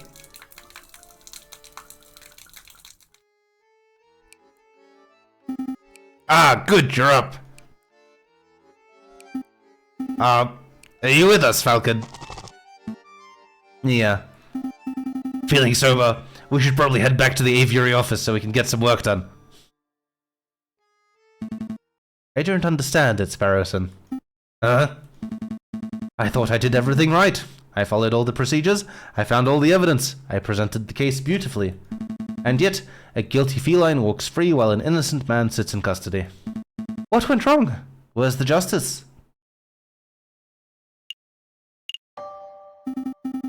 I don't know, Falcon. Sometimes the system just doesn't work, I guess. It should work. Yeah, it probably should. Sorry, Falcon, I don't have the answers, but what I do have is freshly baked croissants from Pierre's Boulangerie. Croissant? Yep, they're waiting for you back at the aviary. I'm sitting here, burping about justice, and you offer me croissant. Well, it's not just croissant, I got some pain au chocolat too. I could go for pounds of chocolat.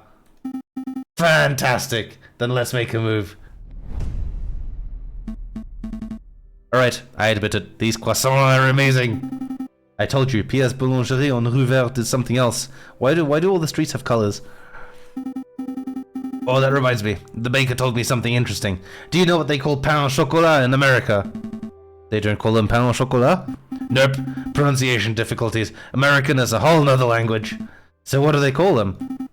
Chocolate croissants. Hello?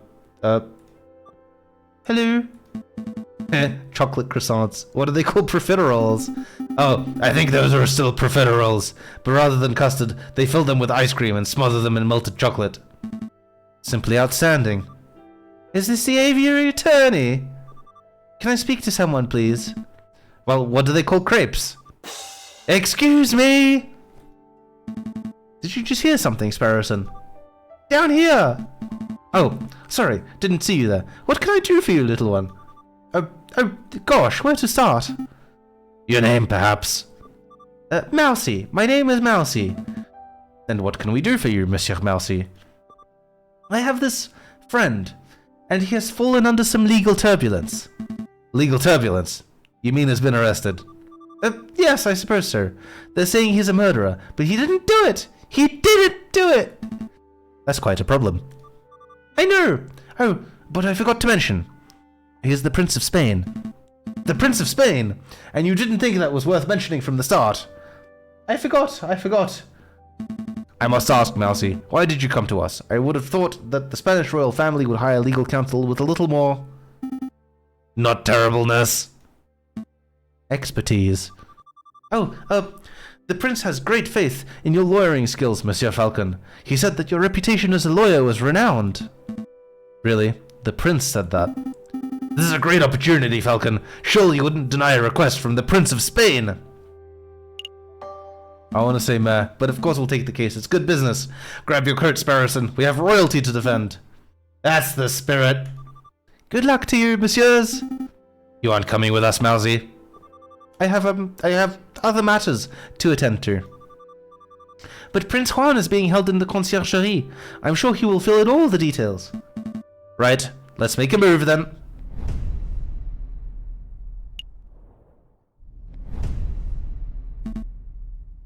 Good day, monsieur.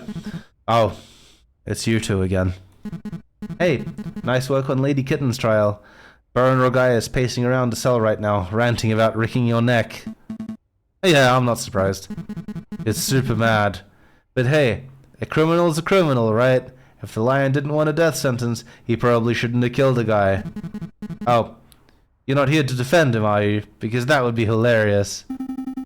We're actually here to see Prince Juan Prince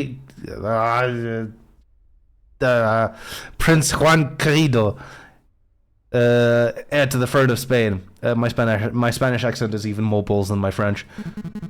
The mouthy fox, huh? The guy's driving me nuts with his señores and his flamboyant attitude. I say the sooner he hangs, the better. Well, come on then, while we're young.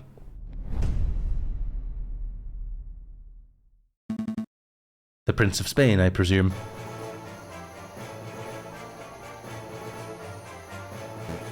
Indeed, I am Juan Querido, heir to the throne of España, and you must be the legendary lawyer, Senor J.J. Falcon. Well, I wouldn't say legendary. I wouldn't even say notable.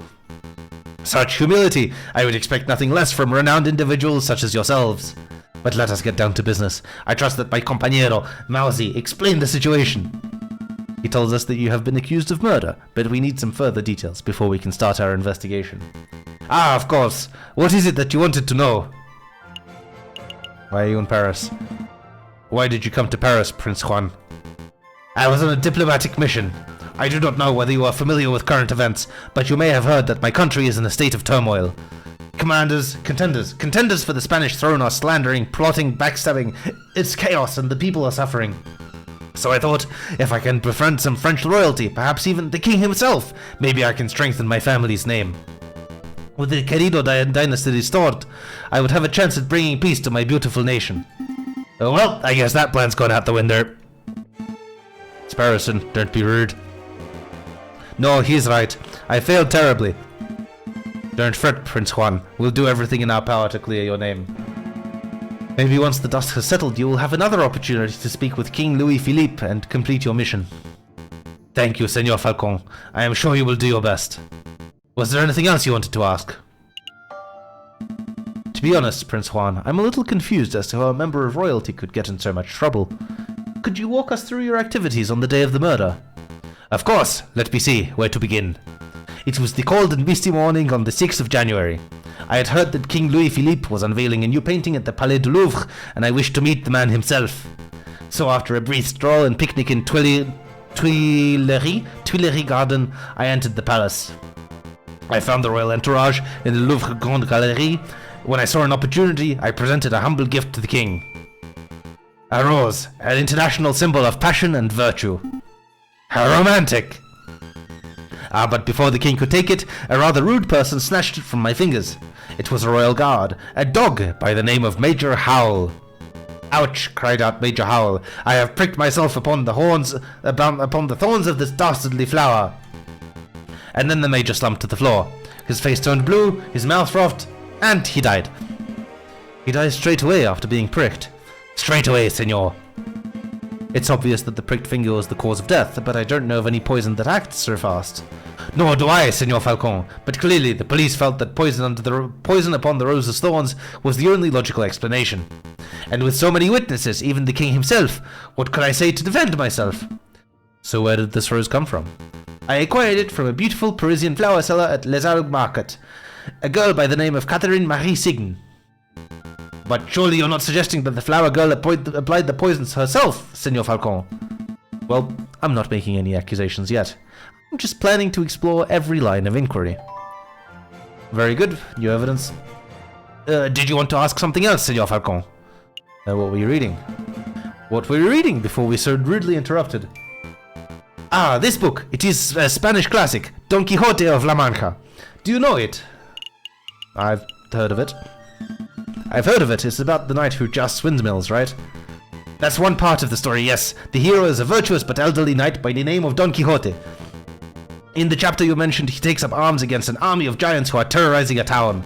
Quixote's partner, Sancho, Sancho warns him that the giants are just windmills and their flailing arms are just sails twirling in the wind. But Quixote doesn't listen. He takes up his lance, gets on his horse, and charges anyway. Sounds more like dumb Quixote. Am I right, Falcon? Perhaps he is dumb, Senor Sparrowson, but many of us spend our whole lives jousting imaginary giants. Speak for yourself, Juan. I've never been jousting, let alone seen a giant. I think we're getting off track here. Indeed, I'll tell you what, Senor Falcon. I'll lend you my copy of this book. Maybe you'll have time to give it a read at some point. Maybe I will. Thank you.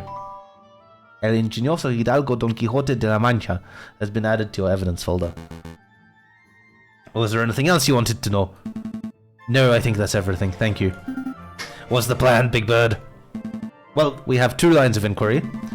We should head to the scene of the crime, the Palais du Louvre, and see if we can find any clues or witnesses, and we should interview the flower girl in Les Halles Market to see if she has anything to say about this alleged poisoned rose.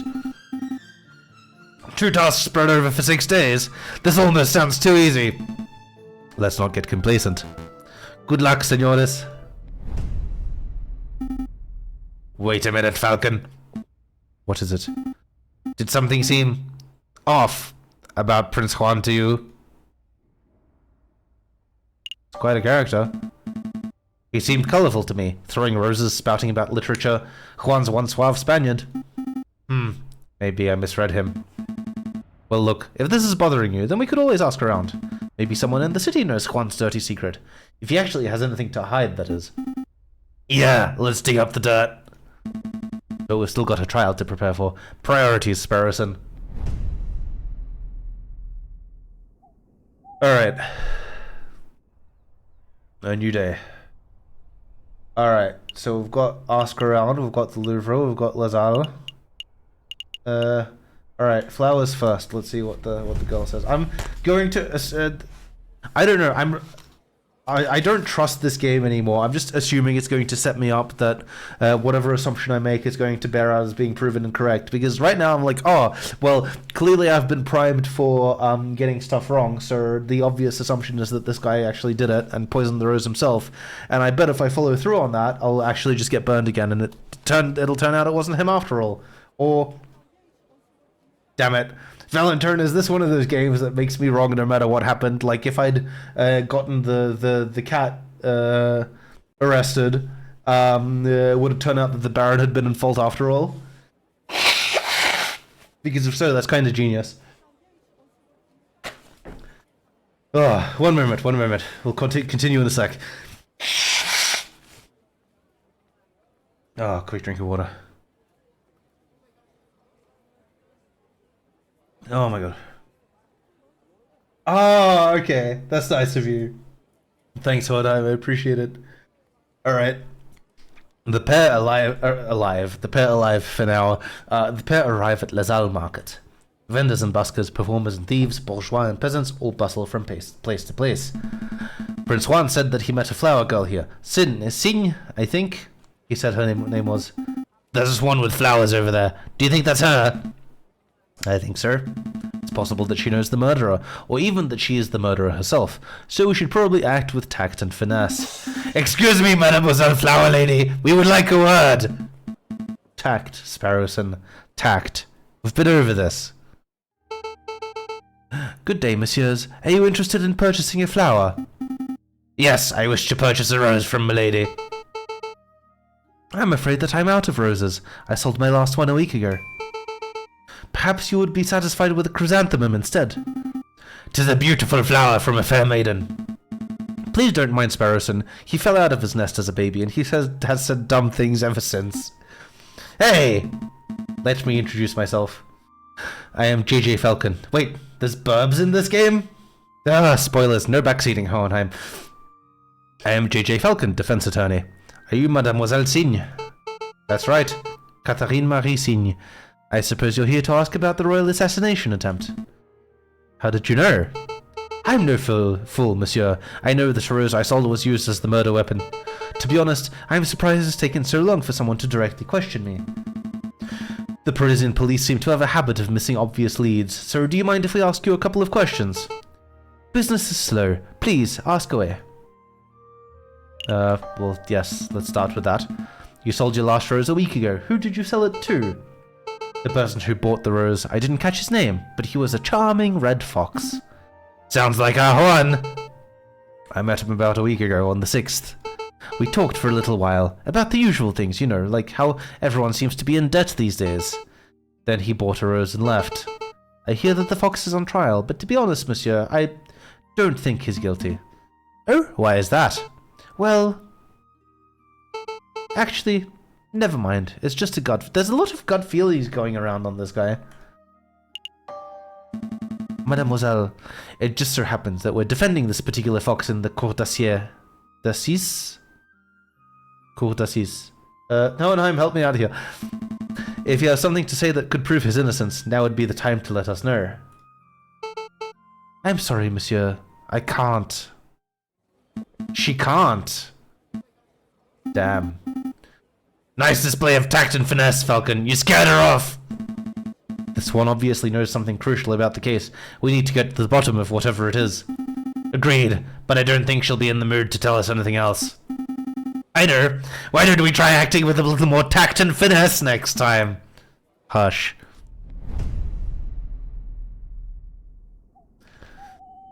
Alright, well, we tried. Let's drink around and see if we can learn anything. Really, Falcon? I thought you were done with your mopey drinking. I'm not here to drink, Sparrowson. Or mope, for that matter. Taverns are a fantastic hub of information. If we wish to get to learn more about this Prince Juan, then this would be the ideal place to start asking questions. Oh, that's pretty good thinking. Ah, you two are back. Are you feeling any better, Falcon? Much better. Thank you for asking, Madame Cornell. That's great to hear, hun. Will it be the usual? No. I'm back to investigative work today, so I've got to keep sharp. We wanted to know if you'd seen a Prince of Spain around here recently. A Prince of Spain? I don't know if you've noticed, hun, but this isn't exactly the classiest pub in Paris. I'm lucky to serve the occasional bourgeois. You can forget about seeing a member of royalty. That's a pity. Maybe I should ask some of your patrons. Feel free. The old regulars, Rufus and Powell, are playing cards in the attic, same as always. But we get all sorts of colourful characters in the drinking room.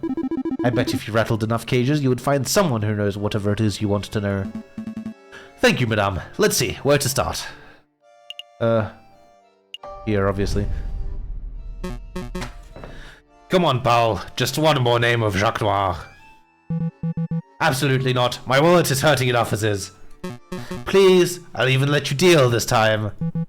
The answer's no, Rufus. I'm skint. If you want to play cards, you'll have to ask someone else.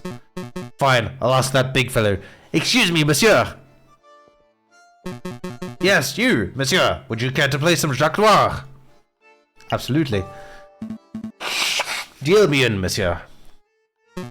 Very well then. Do you know how to play? Of course. I've been playing for years. Yeah, right. Don't get cocky, Falcon. Very good. I shall be the dealer. We will bet 5 francs per game. Here we go. I have no idea what I'm doing. Help. Go for 20. Oh, it's just thingy. All right.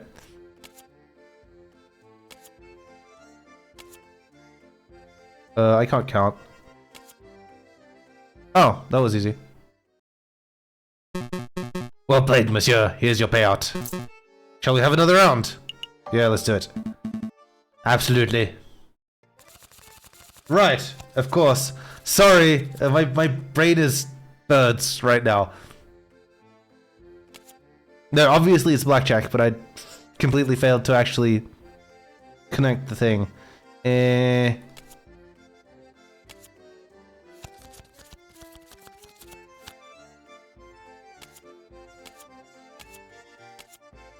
Aha! Great success. I only know the very basics of blackjack calculation, and I can't... I don't know if counting cards helps.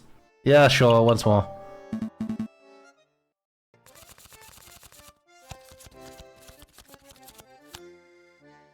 Yes, alright. My turn. I'm a real boy. I'm gonna sit on that.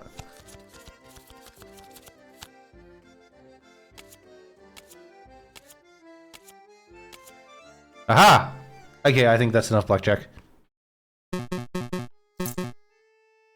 No, I'm done.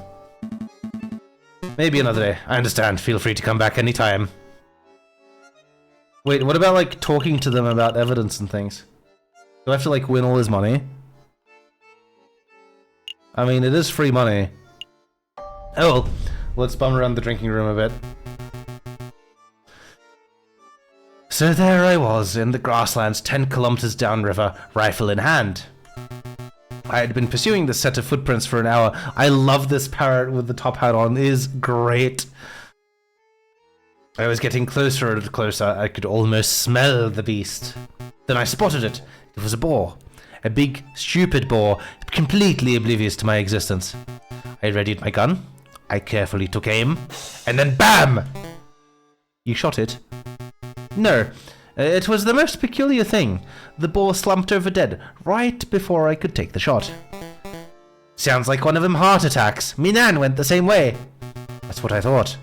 But when I went to take a closer look, I noticed the boar was frothing at the mouth. Whoa, it was rabid! Possible, but I don't think so. I remembered reading something about frothing about the mouth being a symptom of poisoning. Needless to say, I left the dead animal alone.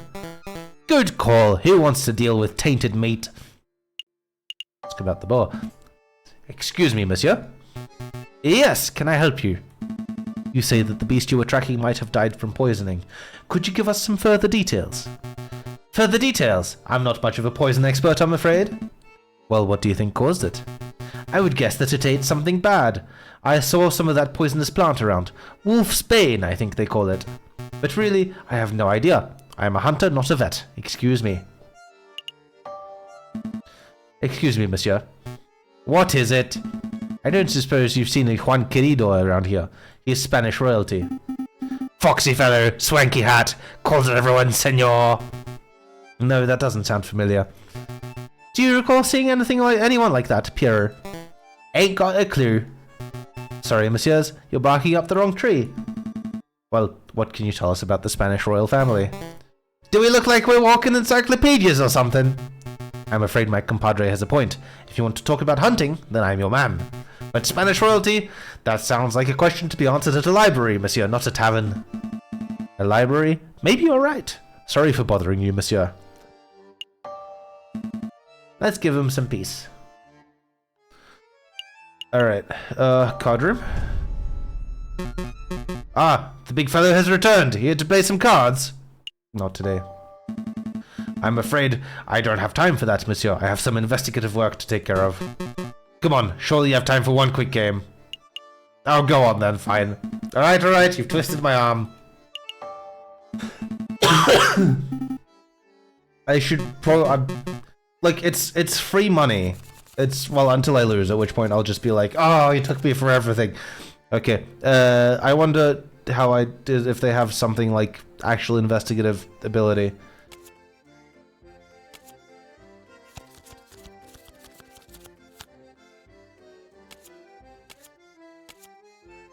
Yes, great success.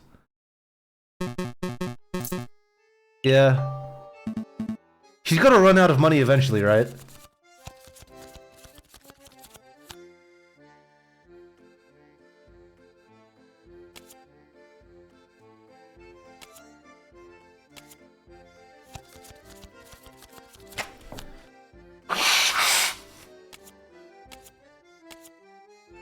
Yeah, okay, enough Steely taking this guy for everything he's got.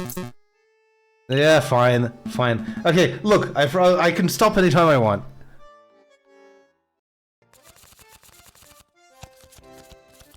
Probably.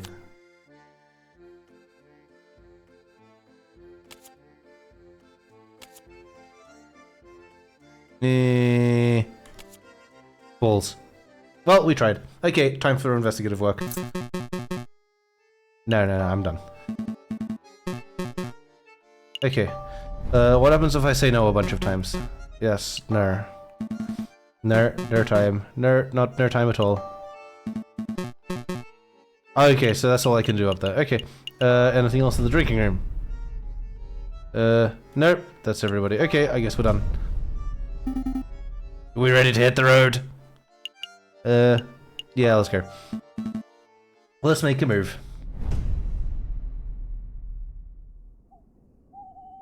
Alright, well, we've learned that libraries exist, I suppose. Oh, we can go back there. Okay, I guess things could happen. I think the library is good because I suspect this guy isn't actually a Spanish prince. Here for a little light reading, are we? Not quite, Sparrowson. I'm following the hunting beagle's advice. Don't eat poisoned pork! The other piece of advice, that if we want to learn about a member of royalty, we should hit the library. Oh, that makes sense. Say, Falcon, I've been meaning to ask, since we're in a library and all. Are you a classic literature fan, or do you prefer more modern works? I like modern novels. Have you read The Three Musketeers yet? It has heaps of romance, intrigue, and action. You would love it, Sparrowson. Don't patronize me, Falcon. Of course I've read the Three Musketeers. Despite its contrived narrative turns, I enjoyed the novel's scathing critique of our current socio-political climate. Wow, that's quite an insightful review. Wait a minute.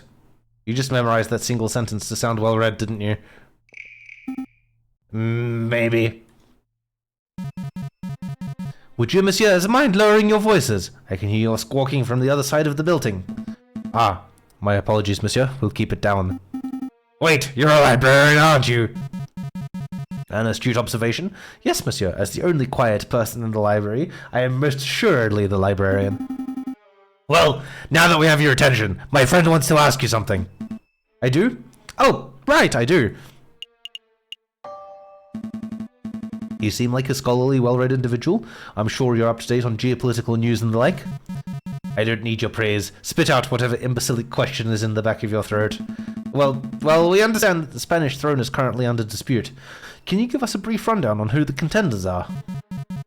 What a trivial question. Even an elementary school child can name the immediate heirs to every throne in Europe. Yeah, but for the sake of those children who slept through that class, can you refresh our memories? Very well. Pay attention, because I'm not repeating myself.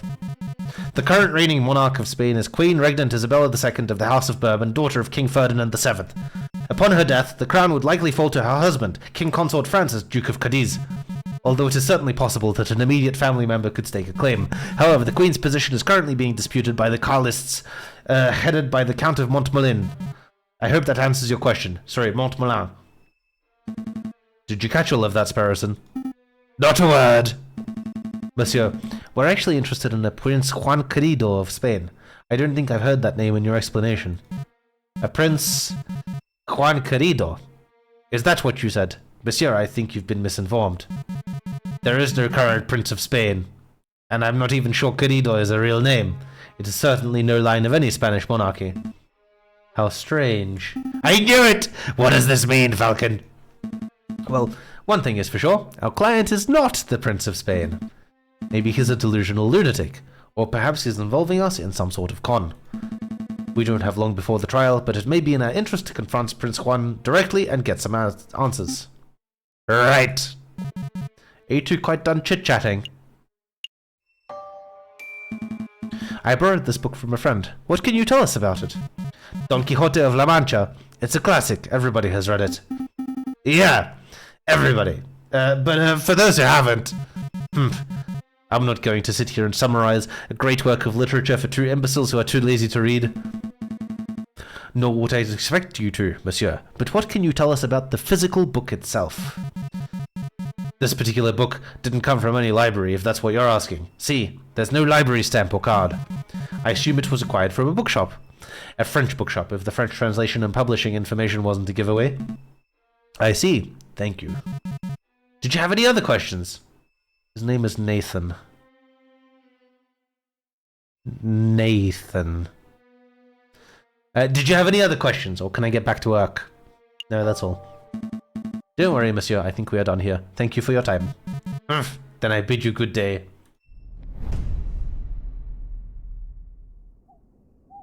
Alright, I've lost track of time. How much time do we have? Shit. Well, we can probably get away without going back to the concierge, the canard. Honestly, this is probably more important. Starting to have to juggle time. You again. Visit now as are over. Come back later. I have no time for your quibbling, monsieur. Stand aside. You can't talk to me like that. I most certainly can. We have reason to believe that you are housing a suspect under false pretenses. This is in direct violation of statutes 204B and 488C of the French Criminal Code of Justice. Failure to comply with our request may result in you, yes, you, monsieur, being held directly responsible for any consequential legal action. Alright. No need to break out the legalese on me. I'll go open the cell. Well, Falcon, how'd you memorize those criminal codes? Memorize? Come on, Sparrowson, learn how to bluff. Ah, Senor Falcon, it is so good to see you again. You have some good news about my case, I hope.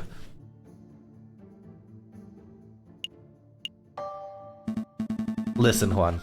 In order to maximize our chances of a successful trial, I need to know every bit of information. I can't work with half-truths.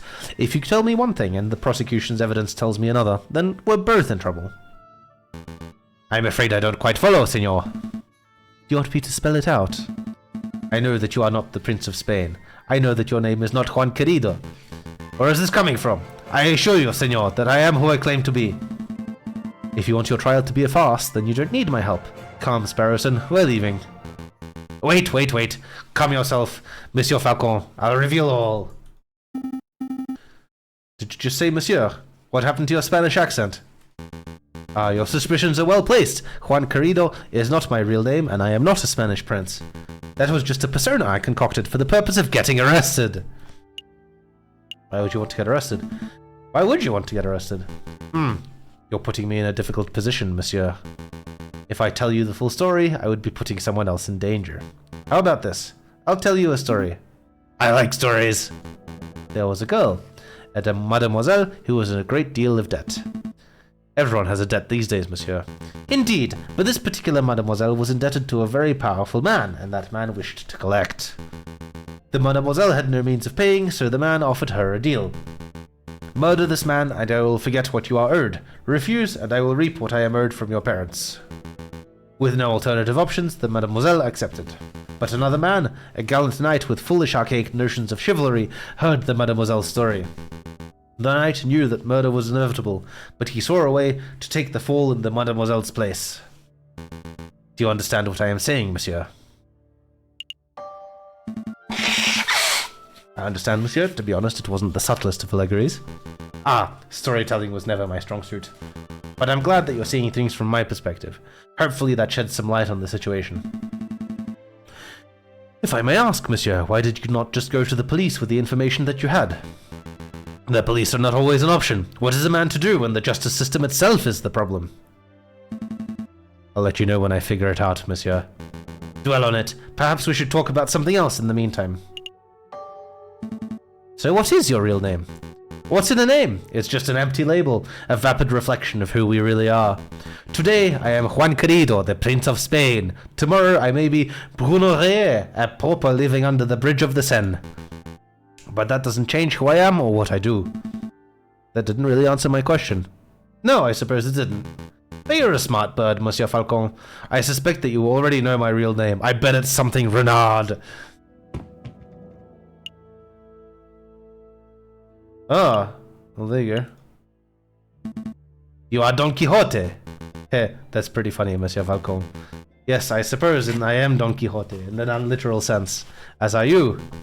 All of us seem to be jousting imaginary giants nowadays. That's very poetic, but I'm still left in the dark.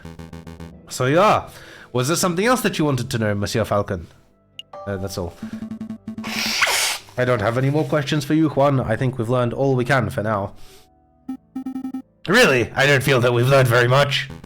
Oh, Monsieur Falcon, before I forget, could you find Mousy and ask him whether the birds have successfully flown south for the winter?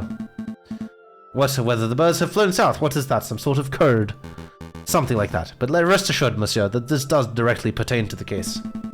Well, if we have time, I'll be sure to let Mousy know. Let's make a move, Sparrowson. Trial day is approaching. Right.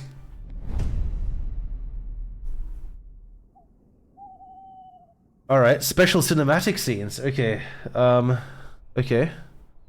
Only available for 1 day before disappearing, but they take no time to visit. Their viewing is entirely optional. Okay, we gotta see the cinematic scene. What do we see in Lelou? A storm is brewing, my brother. Word of the royal assassination attempt has spread. The proletariats grow confident, the bourgeoisie are cowering. It won't be long before we have rioting. Oh, it's literally the wolves. And then a revolution! I didn't manage to read what was on the book. Okay. When is the trial? Doesn't say when the trial is. Okay, well, we've got to check out the Louvre. But also... Oh, but we can check the offices, which doesn't take a whole day. Oh, come on. Where's Mouseboy? Okay, anyway, okay, fine, we're looking at the Louvre. Falcon and Sparrowson make their way to the Place du Carrousel, the courtyard just north of the Louvre's Grande Galerie. That's the Arc de Triomphe over there, right? I swear it's smaller than how I remember it. That's the Arc de Triomphe du Carrousel, you doofus. The big Arc de Triomphe is up the road. What? No way! Why are there two? Because when a man like Napoleon invades half of Europe, he gets to build as many triumphal arches as he damn well pleases. Well. I never expected to see you here, JJ. That arrogant voice. Good day, Severin. Let's be civil, JJ. Why don't you introduce me to your new assistant? Fine. Severin, this is Sparrowson, my assistant. Sparrowson, this is Severin Cocorico, the most pompous prosecutor in Paris. Oh, are you two old school friends or something? More like arch rivals. Please, JJ, I think arch rival implies some sort of competition. As I recall, we met on court on 5 occasions, and on 5 occasions did you get humiliated terribly. I'm amazed a failing birdbrain like you is still able to get clients. Actually, Severin, business has never been better. I'll have you know that I am currently being employed by the Prince of Spain, no less. The Prince of Spain? Han querido? Well, this is quite an amusing coincidence. Don't tell me. Correct, I am the prosecutor for the very same case. It is a pity that the Spanish prince will indubitably hang, but I suppose this is what he gets for hiring a birdbrain to represent him. Don't call me birdbrain. You're the only birdbrain here, Severin. Tss. One always speaks badly when one has nothing to say, Voltaire. Uh-oh, it's giving you the verbal smackdown. Quick, Falcon, make a way to retort. Huh? Oh yeah,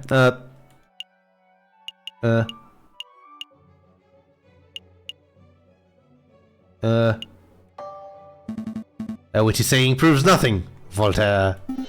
Oh! Heh, very good, JJ. A worthy riposte. But enough talk. If you messieurs would excuse me, I have a case to prepare for. JJ, Sparrowson, I'll see you two in court. Ugh, I can't stand that guy. It did seem like a bit of a cockerel, but is it true what he said? You know, that he trounced you in court 5 times? I can't deny it. Severin has a reputation as a ruthlessly thorough prosecutor. Mountains of evidence, surprise witnesses, it's no wonder he always manages to one-up me. But this time will be different, right? I hope, sir. I know, sir, for you see... I stole this annotated map of the Louvre out of Cocorico's pocket when he was busy rattling off Voltaire quotes. Sparrowson, that's pretty impressive, actually. I swear you were standing 3 meters away the whole time. You tall birds are so busy with your heads in the clouds that you don't even notice us small folk running around your feet. Pinching Cocorico's pocket was like taking candy from a very tall baby. Let's take a closer look. I see. This map shows the entire Louvre area. Everything from Tuileries to the Rue du Louvre. Most convenient. Okay.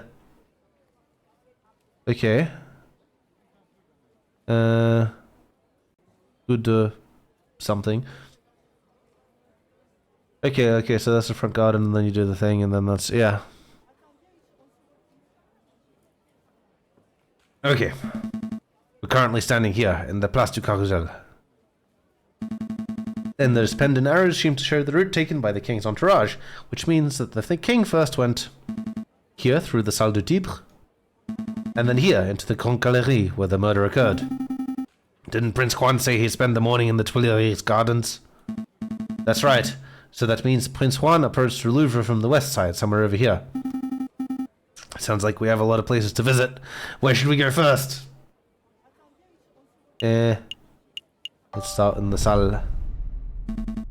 Sir, this is the Salle du Tibre. If I understand Cocorico's notes correctly, this is the room the king and his entourage stopped in before heading to the Grand Galerie. This room doesn't seem to be very popular. I don't see anybody around to interrogate. Interview. Right, interview. Well, since it's quiet, maybe we should take the opportunity to do a little snooping. What would be the point? Surely all the interesting evidence would be in the Grand Galerie where the murder took place. Think about it, Falcon. The police would have already gone over the Grand Galerie with a fine-toothed comb. But I bet that numbskull Inspector Valerti didn't even think to check this room for clues. There might be a murder weapon just under our beaks. Your logic seems a little questionable, but it couldn't hurt to have a look, I suppose. Alright, what do we got? A shiny copper urn. I guess it was used for carrying water. Or for cremated remains. Probably not both at the same time. It smells good! Don't sniff the exhibit, Sparrowson. No, really. This urn smells amazing. It's almost chocolatey. You poor thing. You're hallucinating from hunger. Would you like to stop by a bakery on our way back to the office? Well, now I'm hungry. Damn it, Sparrowson. Don't patronize me, Falcon. My nose never lies. I'm telling you there's something in here. I can feel it. Hey, you're touching the exhibit? That's definitely a no-no. See? Look what I found in the urn. Put that down, Sparrowson. It's someone old rubbish. No, look, it's a chocolate wrapper. Judging by the smell, the chocolate was bitter and dark. 70, perhaps 80% cocoa. Belgian in origin.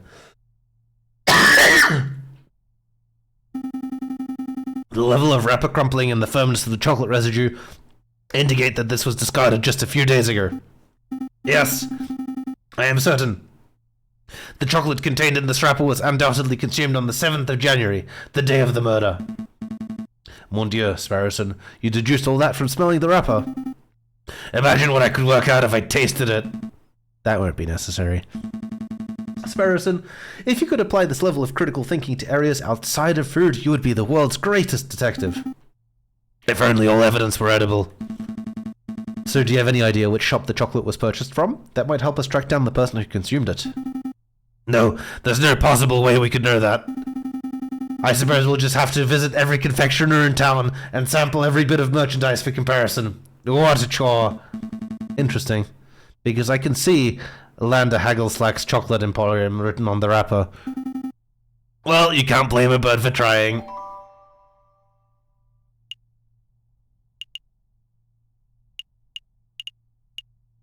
What's this? Pillar?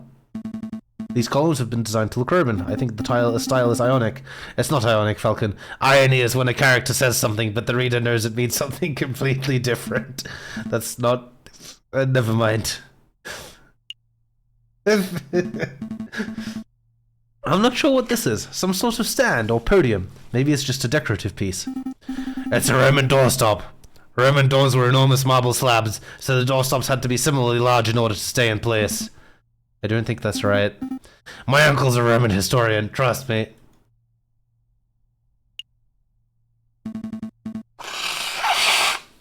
I see a cabinet full of engraved plates, mostly bronze. How much do you think they're worth? I don't know. 300 francs a piece, at least. What? Are you serious? I am in the wrong profession. I don't think archaeology works as a get-rich-quick scheme, Sparrowson. Who said anything about archaeology? I'm gonna become a museum robber. Oh, well, that's one way to get rich quick. This is some sort of ceremonial container. It's beautifully crafted, but what did it contain? Maybe it's an arcane wine cabinet. Don't be so ignorant, Falcon. This is a sacred Mesopotamian artifact, gifted to Emperor Hadrian for his victory at Euphrates in 123 AD. Stop making stuff up. You and I both know nothing about Mesopotamia. Alright. You got me. This could be a hippo's chamber pot for all I know. I think I found the only evidence immediately. Oh, it's another ironic column. It's holding the roof up. If the column were truly supportive, it wouldn't hold the roof up. It would encourage the roof to get to its location on time. I think that's it. Yeah, I think that's it. We're done here. 79 franc. We can't spend all day staring at Roman artifacts, I suppose. So where to next?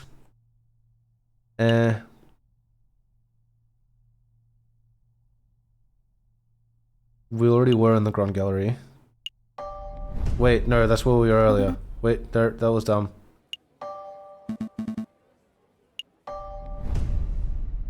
Alright.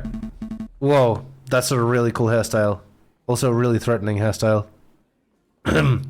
Here we are, the Grand Gallery, the murder room. I believe the murder occurred right under the new painting. I see hundreds of paintings. Which one's the new one? I haven't the foggiest. We'll have to ask someone. Please don't talk to me. Please don't talk to me. Excuse me, monsieur. You look like you know your Mona Lisas from your last suppers. Don't want any attention. Maybe he isn't talking to me. Nope, he's definitely talking to me. Keep it together, Eric. Oh. Hi. Would you happen to know which painting was unveiled on the 7th of January? The one the king came to visit. Oh! Yeah, I can help you with that. It's the piece right behind you. Ah, I see. It's a painting of the king himself. That's one noble-looking penguin. What do you think of it, Falcon? What do I think? Well, I'm no art critic, but...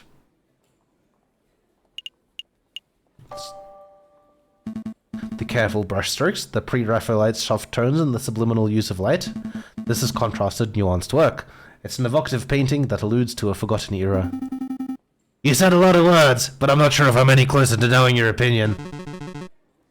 I'm getting the impression that you messieurs aren't regulars at art galleries. No, we're a right pair of Philistines. Speak for yourself, Falcon. I've never even been to the Middle East. Then I'm guessing you're here to investigate the king's assassination attempt. That's right. We're actually hoping we could ask you a couple of questions about what you saw. Oh. I wasn't even in Paris when the murder took place. I didn't see anything. But, I have a friend who might be able to help you out. What's this? R&M Associate. The home of Renard Vulpes, private investigator. Thank you, but I don't normally deal with these grey area of the law types. No, please give the guy a chance. He helped me out of a bind before, and I'm sure he can do the same for you. Well, I'm not making any promises, but I'll keep hold of the card. We appreciate the help in any case. It's no trouble. Very good. Yes. Yes. Okay. Okay, so who we got? Okay, this is the first case, and then this is still the first case. That's the judge. That's the drinky person. That's Mousy. That's not Juan Querido. That's the other dude. Ah, this is the guy who died. Okay.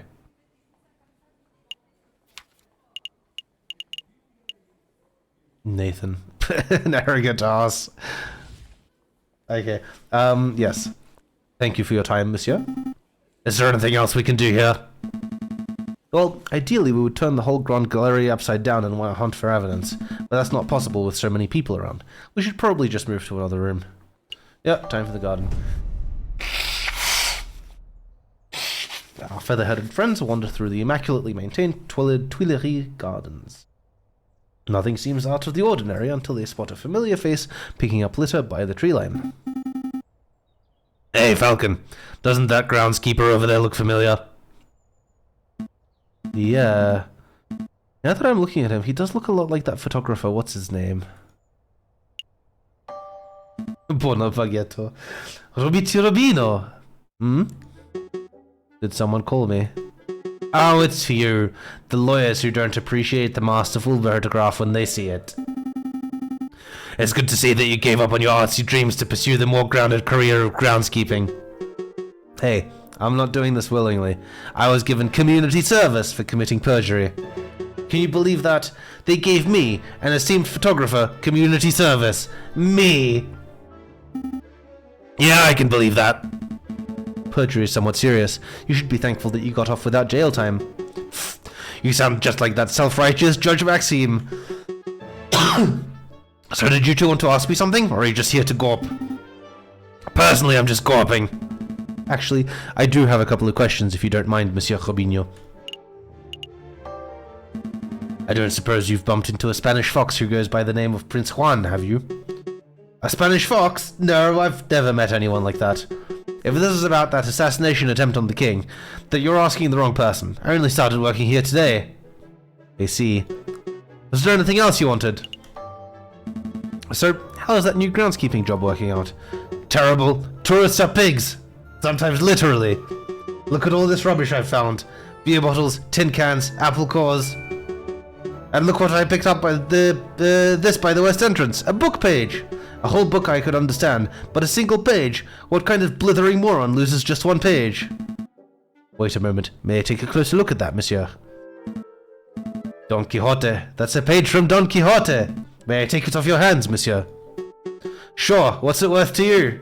What's it worth? It's trash. It's literally worthless. Then I suppose I'll be destroying it as per my duties. Alright, alright. I suppose you deserve a little compensation for your trouble. How about you give me the page, and...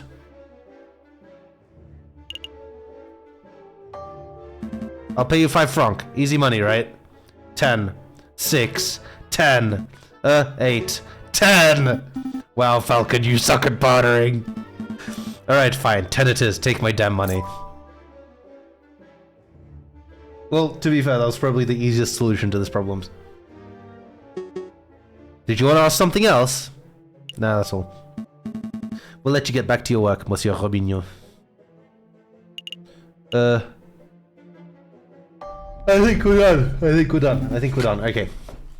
Are we all done here? Yeah, let's go. Let's make a move. Good call. We can always come back later if we've forgotten something. Alright, is this trial day or is next day trial day? Oh no, these are all whole day things. Balls.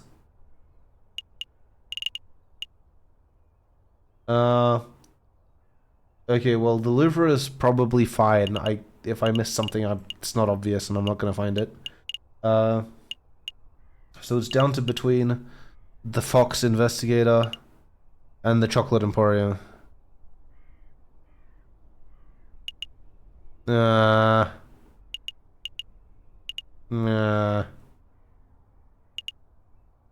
Shifty people it is. Oh, customers! Oh, we needed to talk to this dude. Oh, of course, that's what the M stands for, silly me. Hello, is this the office of Renard Vulpes? Ah, it's you two. Mousy, what are you doing here? Oh, this is where I work. See? R&M, Renard and Mousy. Monsieur Renard Vulpes and I carry out all sorts of investigations together. Although, to be completely honest, it's normally Monsieur Vulpes who chooses which cases to take on. Mousy, we have a message for you. It's from Prince Juan himself. He wants to know if the birds have flown south for the winter. Whatever that means. Oh. Yes, the birds have migrated successfully. But if Prince Juan told you that, then that must mean he trusts you. He must want you to take these. Go on, take them. These are used train ticket stubs. It looks like 2 people took a railway trip to Vienna. God, this is the plot thickens. What exactly is the point of this, Mousy? Prince Juan said they would help with the trial. See the names! Gautier Sign, Nicole Sign. Oh, that's the parents. That's the parents of the lady. Monsieur, Prince Juan just told me to book train tickets for these people and then to make sure they caught the train. And sir, that's what I did. Strange. I'm not sure exactly how these stubs are supposed to help with the trial, but I'll keep hold of them just in case. Oh, well, her parents have escaped, which means we can prevail on the swan. We need to talk to the swan. Let's go, Sparrowson. I'm done playing courier. Good call. A new day. Okay, it's trial time. Ah, but we can go everywhere else. Okay. We need to go to Les Halles. Falcon, what are you doing? It's trial day. We have a Spanish prince to defend. Oh, right. What was I thinking? Damn it. Okay, I can't do the thing. Balls. Okay. Well, we'll see what happens. Point is, I'm really happy I went for that instead of the chocolate. Okay. For now, I'm sure I'll get fucked over for this somehow. Once again, Falcon and Sparrowson find themselves waiting outside the doors of the Tribunal de Grande Instance. Tribunal. Are you feeling nervous, Falcon? Of course I'm nervous. What have we learned about Prince Juan? What do we know about the real murderer? Nothing! Easy there, Falcon, we can do this. Senor Falcon, I trust everything is in order. Absolutely. I have every intention of bringing the truth to light in this trial. Ah, such confidence. That's magnificent to see. And bringing the truth to light, you say? An admirable goal. An admirable goal. There was an attempt. No more jousting at imaginary giants. All of you cease your yammering. The door's opening. Here we go. Buena suerte, Senor Falcon. We will. Are we ready? We're ready. We're not ready. We're not ready. JJ? Severin?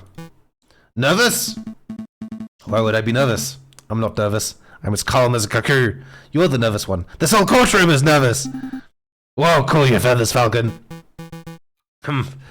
Terrible. You can't even maintain a stoic facade. I thought this trial would be the perfect opportunity for you to redeem your previous embarrassments. But if this is how you act before the trial has even started... Why, you pompous-tailed posture perfect! Order! Order! Let's all settle down. Court is now in session. That guy looks a bit... Psst, Falcon! What is it? Is it me? Or does the primary judge look... hairier today? That's a different judge to the one who resided over Dame Catalin's trial, you doofus. Oh! Still, it's a little strange, isn't it? A little. This is a little, I suppose. Excuse me, Your Honor. I was under the impression that Judge Maxime would be residing over this case. Where is he? Judge Maxime has gone on temporary sick leave due to a terrible accident with a flight of stairs. And a wolf. But rest assured, assessors, prosecutor, defense, and members of the jury, that I am more than qualified to fill his shoes. Without further ado, let's get this show underway. This is the trial of Prince Juan Querido, who stands accused of murdering Major Howell, and of conspiring to murder the king himself. Pardon me. Oh god, I have hiccups. Oh no, this is going to be terrible. Roll call. The defense is present and ready, Your Honor. The prosecution is ready, Your Honor. Good. Very good. Yes, but you're not, like, streaming bird drama. I expect this to be a nice, speedy trial, and I don't want to see this dragged out by technicalities and bureaucracy. Well said, Your Honor. I expect that once the court sees the overwhelming evidence, this trial will be over in 5 minutes. 5 minutes? It's just messing with your head, Falcon. Keep it together. Right? I know, right? It's just, it's not gonna end well, but hey, we're trying. So we're all on the same page. Excellent. Prosecutor, please call your first witness to the stand. Very well. I call the police officer who investigated the crime scene. I call upon Inspector Just Volerti. Step up to the stand, Inspector, and recite the oath. I swear to speak without hatred and without fear, to tell the whole truth and nothing but the truth. Please recite your name and occupation for the court record. My name is Inspector Giusto Volerti. I am a servant to the law, a scourge of the gutter rats. That will do, Inspector, we've all heard your monologue before. Whoa, Cocorico is really going for a speed record, isn't he? Now, can you tell us what you witnessed on the morning of the 7th of January? Of course. At 10 o'clock. I hate this. I hate everything about this. At 10 o'clock in the morning, I was called to the Louvre's Grand Galerie by one of the King's Royal Guards. Did he just say o'clock? There I saw Prince Juan, King Louis Philippe, the corpse of Major Howell with a rose in hand, and around 24 citizens. The citizens and the king himself all attest to seeing Major Howell taking the rose from Prince Juan's hand and then promptly dropping dead. And what did the morgue uncover upon examination of the corpse? The coroner determined with absolute certainty that Major Howell died of poisoning. Aside from a prick upon the finger, there was no sign of external harm to Major Howell's body. Therefore, the poisoned rose must have been the cause of death. putting the pieces together, that does seem very implicative of the prince. I have no further questions. Damn. I was hoping that the coroner's report would determine that the guy died from a freak heart attack or something. That'd make for a particularly speedy trial, wouldn't it? But no, we aren't so lucky. Something else must be amiss in the old bird's testimony. Right, I'll tear it apart. Your Honor, I wish to cross-examine the witness. Falcon, wasn't it? Don't waste the court's time. A high-ranking police officer would never lie on the witness stand. I wouldn't accuse the inspector of lying. I just want to make sure that every base is properly covered. Ugh, this sounds like pointless nitpicking to me, but I'll allow it. For now. Go on, Falcon. Do your cross-examination. Alright, what do we got?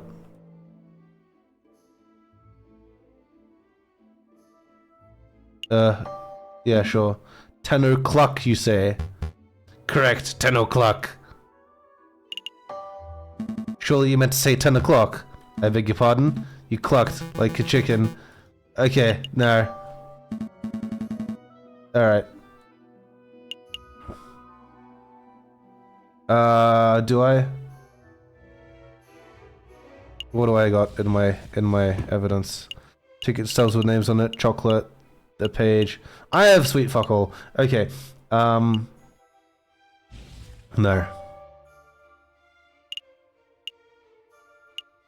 Okay, poisoning. Okay, you say that the coroner determined with certainty that the Major Hal was killed by poison. Correct. He stated the signs and symptoms were textbook. There is no possibility that his death was natural. What kind of poison was it? Did the coroner mention specifically what kind of poison it was? He was not certain. At first, the coroner posited that it was a plant-borne poison, like that of the aconite flower. But when he learned how fast the poison had taken effect, he noted that this was atypical of aconite. Consequently, he suggested that it may have been some newly engineered concoction. A newly engineered poison, you say? Well, that only reaffirms that this was a very deliberate assassination attempt. Indeed. Do you have another question about the poison? Shit. Yeah. No, never mind. Never mind, I have... Wait! Oh shit, maybe...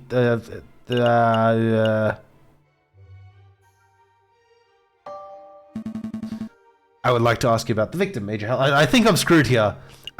What if he was... There we go. We have been treating this case as if the intended murder target was King Louis Philippe. But there is another possibility. What if the killer was trying to murder Major Hal from the very beginning?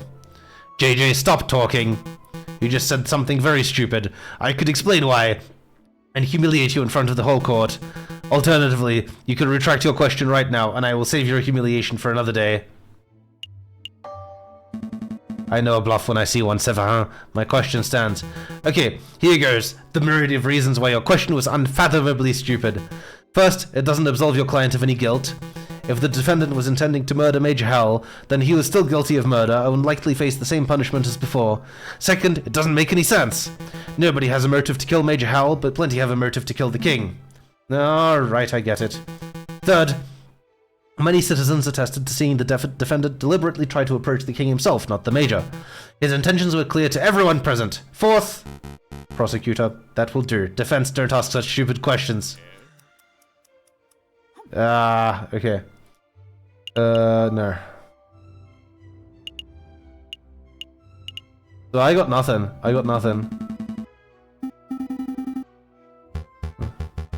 Precisely 22 testimonies, and there were no major inconsistencies. What exactly did they say? What did they... Yes, further details, please. Okay, approaching the new painting in the Grande Galerie. They each heard the king deliver a short speech which was on the subject of progress and societal improvement and whatnot. There was some applause. Then Prince Juan stepped out of the crowd and approached the king with a rose in his hand. Each person then saw Major Hal take the rose from Prince Juan, and each person saw Major Hal promptly drop dead. I see. Some of the descriptions of the man's death were quite graphic. Okay, that could be important.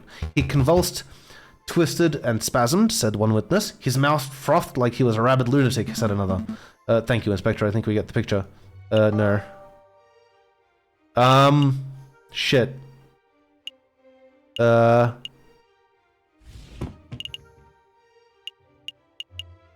Shit. Am I dead in the water?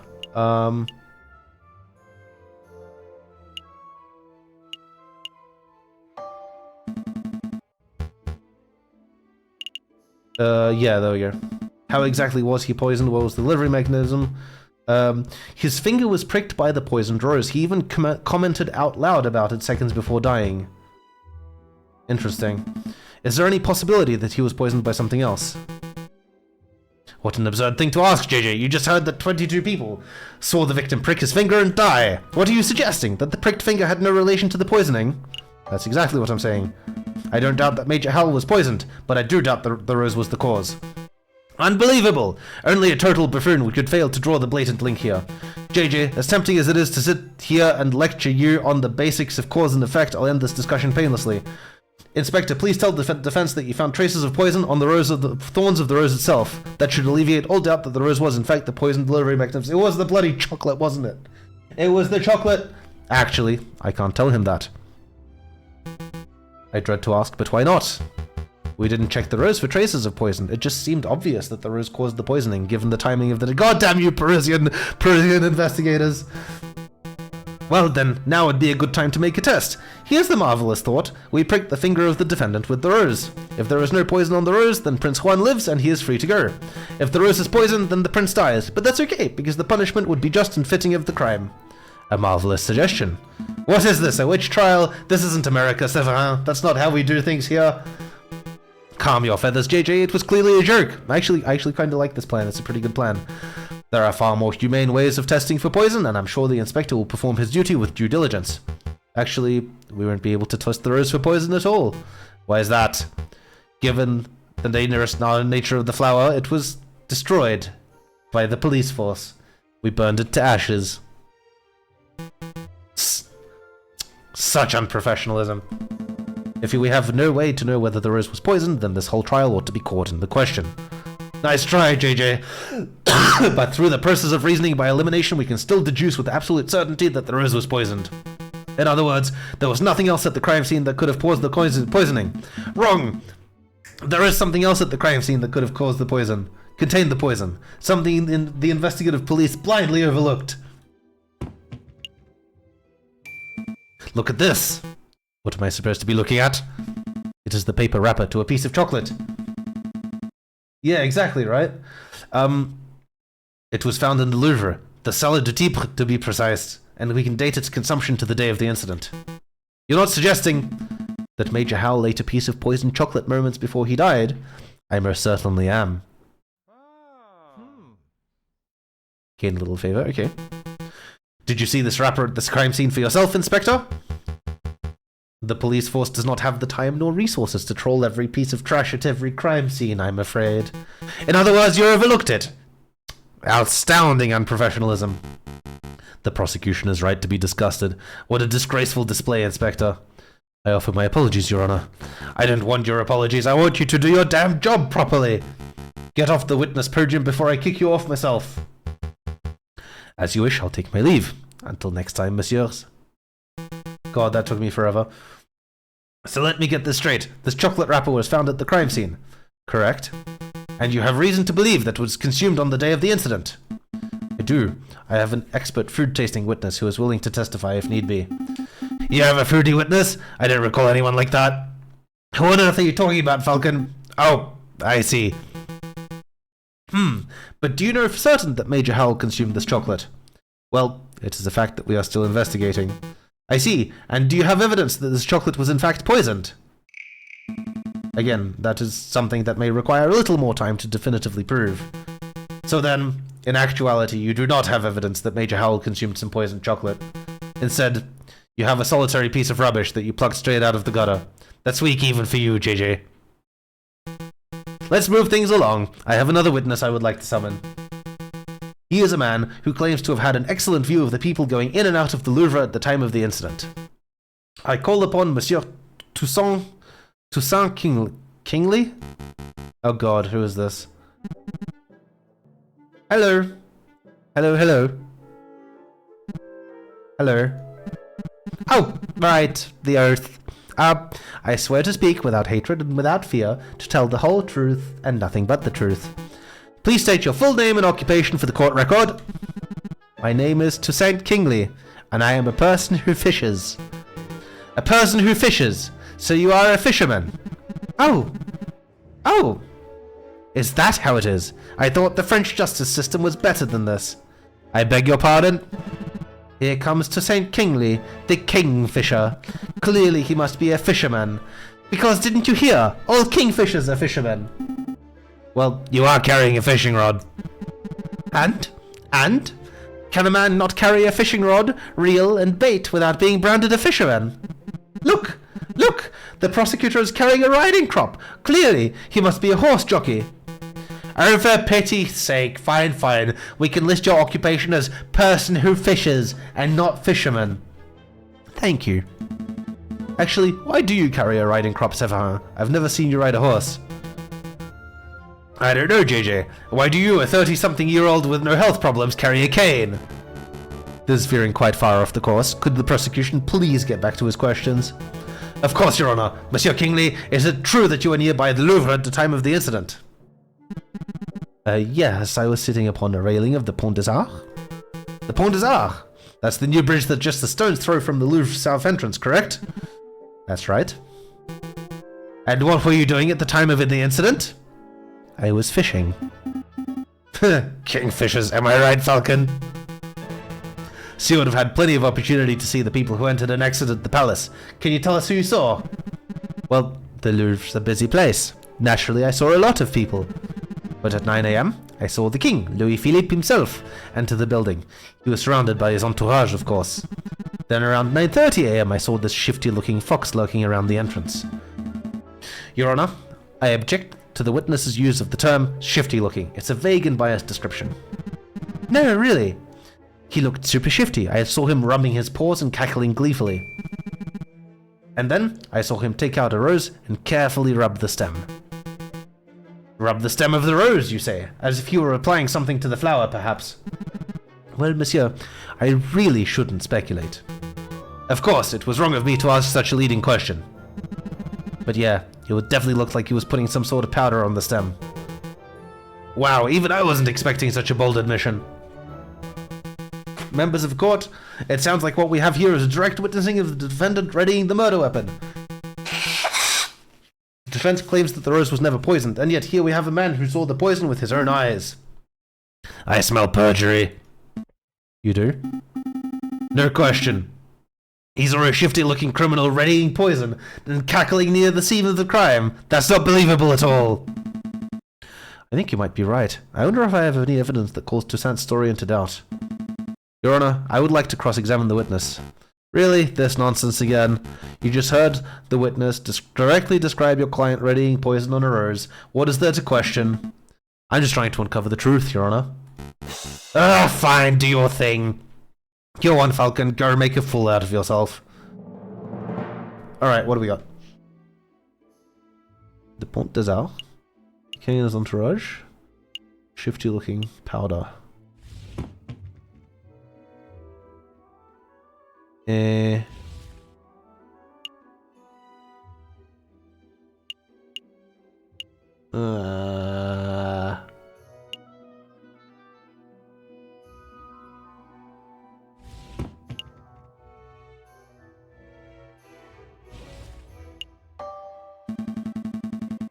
Monsieur Kingsley, you say that you were sitting upon the railings of the Pont des Arts on the morning of the incident.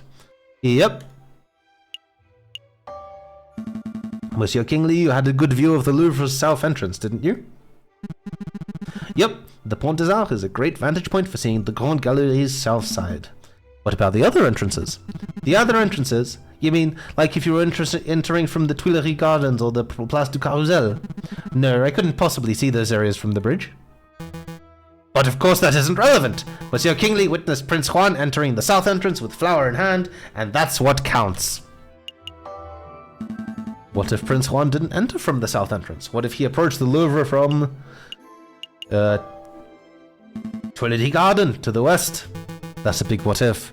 Do you have any evidence that Prince Juan entered the Louvre from the Tuileries Gardens? As a matter of fact, yes I do. I have definitive proof that Prince Juan approached from the west, not the south. Hey, I know what I saw, monsieur. I'm doubtful too. Go on, JJ. Show us this definitive proof that Prince Juan entered from the Louvre, from Tuileries Gardens. Look at this. A book page. Page 44 of Don Quixote specifically. It was found just outside the Louvre's west entrance. This proves nothing. I'm not done yet. Take a look at this. Don Quixote. This is the book Prince Juan has been reading in jail since his arrest. I believe he has had it on his person for some time. And yes, page 44 is missing. That is the first thing I checked. You do realize what this means, don't you, Severin? The defendant was present in Tuileries Gardens prior to entering the Louvre. This also means that, in all likelihood, the defendant entered the Louvre from the west entrance, not the south. He could not possibly have been seen by Monsieur Kingsley from the Pont des Arts. What? I know what I saw, monsieur. A fine theory, Falcon, but maybe the defendant took the long way around. One can still travel from Tuileries to the Louvre's south entrance by walking along the river. An extra 2 kilometers of walking just to enjoy the pre-murder scenery. Let's not say silly things, Cocorico. At this point, I'm like 90% certain that the fox actually did it, but let's just follow the evidence and see where it leads. Okay, maybe the defendant deliberately left the page there to mislead the investigation. Get out of my head, Cocorico! Now you're the one who's blindly speculating. It's not blind speculation, it's a viable hypothesis! You are fond of logic, aren't you, Cocorico? Let's talk about Occam's razor. When torn between two seemingly equal hypotheses, we must side with the one that imposes the fewest assumptions. Which of these theories takes fewer assumptions? 1. The page from Prince Juan's book fell out on his way to the Louvre's south entrance. 2. Prince Juan deliberately planted the page on the off chance that it would be discovered, and then he took the long way around. How dare you, the nerve of you, to lecture me on such basic philosophical concepts! I'll stop lecturing you when you stop making such basic mistakes. Monsieur Falcon, please calm yourself. What is the point of all this yammering? The ultimate point is that Toussaint's testimony is fabricated, made up, utter fiction. No! Everything I've said is the truth. I suspect that the witness isn't even a fisherman. I'm not a fisherman! See, he admits it himself. That's not what I meant!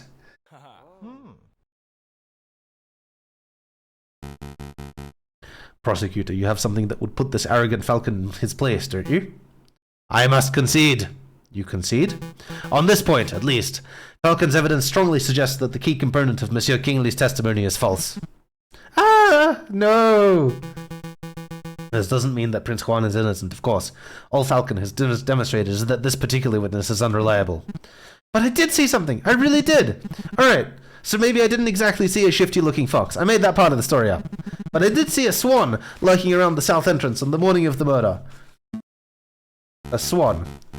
Do shut up, witness. Your word is mud at this point. How can we possibly trust anything you have to say? Your Honor, Judge Romulus, we're out of time. We're 10 minutes overdue to start the Hare vs. Tortoise trial. That late already. Curses, I was hoping we could have a case wrapped up in a single trial session. It is a shame, but ultimately an accurate sentencing is always preferable to a speedy sentencing. Yes, right, I don't need to hear your moralizing. Court will resume this Friday, the 21st of January at 9 o'clock. Don't be late. Okay, we have a few days. Good. Prosecutor, do your damn job. Get the stupid fox a conviction already. I will do my best to ensure that justice is served, Your Honor. Okay, so we have a couple days to kind of follow that up. That's really good. A lot came up in that trial, huh? Yeah, no doubt about that. But something's bothering me. Why would that fisherman guy, Monsieur Kingsley, lie on the witness stand? Maybe he was coerced. Well, it's possible that he was coerced or bribed. That's just what I was thinking. Maybe the real murderer threatened the fisherman into making up the story about Prince Juan. Let's keep an open mind. Anything is possible at this stage. But to be perfectly honest, something else is bothering me about the trial. Judge Romulus. He's acting without a shred of professionalism. He's obviously more interested in securing a guilty verdict than he is in discovering the truth. But why? Maybe he's got a vendetta against Spanish royalty. I'm not so sure. There must be something else at work here. Excuse me, Monsieur Falcon. Oh, it's this guy. Remington. Sorry to bother you, but this letter just arrived. I think it's for you. A letter for me? I wonder why it wasn't sent to my office. Have you been demoted to courier status, Rupert? Oh, hush, Sparrowson. I don't need to be pitied by a first-year dropout. Oh, good comeback. So, what does the letter say, Falcon? It's a threat. A threat made with cut-out newspaper letters. Whoa! I didn't know these things actually existed. Let me see. Falcon. Stop your investigation or there will be consequences. Scary. There's no question that this letter originated from Major Howell's murderer. He or she must be aware that we are getting close to uncovering the truth. Sounds about right. But why would a person write with cut-out newspaper letters like this? Masking one's handwriting would be the most common reason, although I can't help but wonder why they would bother, since we don't have any handwriting samples to compare it to.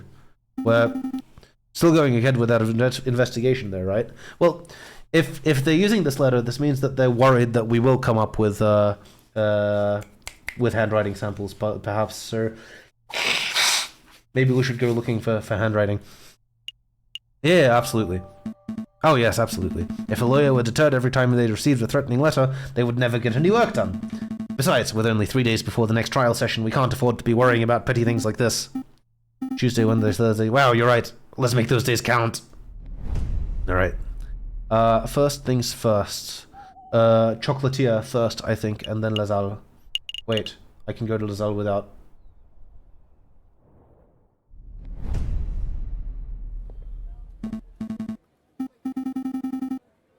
Yeah. No sign of the swan. I'll have you know that I can flirt like a peacock and tail fanning bird. We really don't have time for this discussion. Let's just continue our investigation elsewhere. Okay, so she was spotted outside the south... chocolate tree first. At least that's a sure bet. Welcome, welcome. Welcome to Olanda Hagelslak's Chocolate Emporium, the finest Belgian chocolate shop in all of Paris.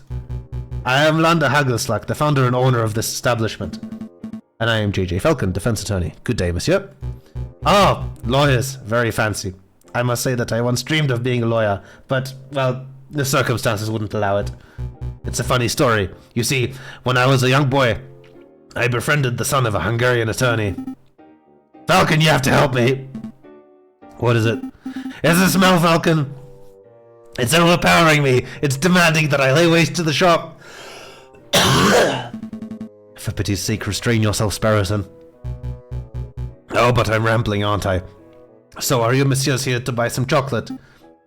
Yes! No. We're actually here on business, monsieur. Business? First things first, we believe that this chocolate wrapper originated from your shop. Are we correct? Oh, yes. That is indeed the trademark Hagelslag wrapper for genuine Belgian Hagelslag chocolate. This was almost certainly bought from this very establishment. Very good. With that established, there is something else we wish to ask Monsieur Hagelslag. Can you tell us who bought the chocolate that was contained in this wrapper, Monsieur Hagelslag? I'm afraid not, messieurs. Not just because of matters of confidentiality, although that is a factor, you understand. But because I couldn't possibly know that. I thought elephants never forget. My memory is impeccable, monsieur, but you must understand that I have dozens of customers a day. There are hundreds of people who could have potentially bought this particular item. So your memory is good, but you need further information. If we were to give you the description and name of a person, would you be able to tell us whether they purchased something from you? Oh! Yes, that I could probably do, monsieur. Let me think who to ask about. Oh man, I could use the whole Facebook. Okay. Did I buy anything? There. Well, let's lead with Juan Querido. Have you ever served Juan Querido, the Prince of Spain? A Prince of Spain? No, monsieur. Well, that's good to hear. Our clue would have turned into a dead end if our client turned out to be the chocolate fiend. I did once serve a princess from Mali, if that is any help. You see, I met the girl while hiking through the Himalayas. Please stop. Let me think who to ask about. Okay, well, let's try this one next. Where is this one? There's this one. Have you ever served a flower-selling swan named Catherine Marie Signe? No, monsieur. What are you thinking, Falcon? I'm not sure, to be perfectly honest. If she were the chocolate fiend, then our investigation would have become much simpler. But since she's not, let me think. Oh, there's two options. There could be Judge Romulus. Have you ever served a hairy wolf in judicial robes named Judge Romulus? Yes, monsieur. Alright, have you ever served... Wait, did you just say yes? Yes, monsieur. A wolf in judicial robes. I did serve a person like that a little while ago. On the 6th of January, to be precise. Did he say or do anything suspicious? Not that I can recall, monsieur. He was a pleasant fellow. Big toothy grin. About 200 grams of classic dark Belgian chocolate with custom filling. A custom filling. Some type of caramel. He provided it himself, although he unfortunately did not bring enough for me to sample. Hehe. What does this mean, Falcon? Well, we shouldn't make assumptions. It may just mean that this judge liked to eat chocolate. But if the judge's purchase is related to the wrapper at the crime scene, then... Monsieur Hagelslag, do you think I could get a copy of Judge Romulus's receipt? I can do you one better, monsieur. I have the original right here. I keep them for tax purposes, you understand. It is okay for us to take it, monsieur. Absolutely. Memorizing the receipt's contents is trivial after all. Perfect. Would you look at this thing? Judge Romulus signed it in green ink. Green ink! I knew Judge Romulus was shady, but only truly villainous people write in green. Thank you very much for your time, Monsieur Hagelslag. You have been enormously helpful. I am glad to be of service. I wish you best of luck with your case, messieurs. Okay. Okay, that bore more direct fruit than I was expecting.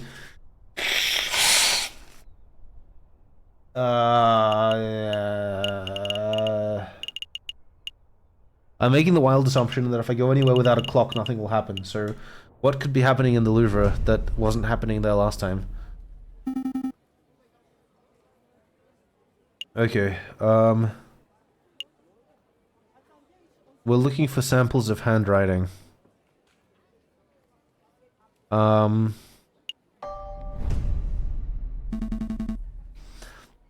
It looks like that porcupine fellow has left the building. Did you want to ask him something? Nothing in particular. I just wanted some more details on this Renard Vulpes, but I suppose we'll have to leave it for now. It's obviously Prince Juan. They're obviously the same person. Come on. I think we've found everything of value here we can possibly find. Let's not loiter. Okay, where shall we go next? What did I miss here? Let's move elsewhere. Okay, we've bothered Monsieur Rubinho enough. No, hold on. I just did that. Whoops.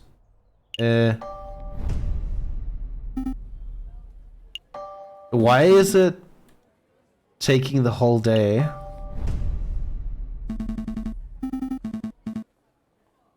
Okay, I guess there's nothing happening here. We've just wasted a day. God damn it. I got tempted by the shiny user interface. Oh, no, we're done. We can leave. Okay. Bamboozled by the UI.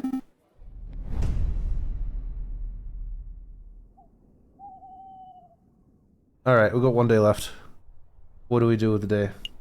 Oh! We have to go to the offices. Okay. I'm feeling pretty confident about this case. The big picture is coming together nicely.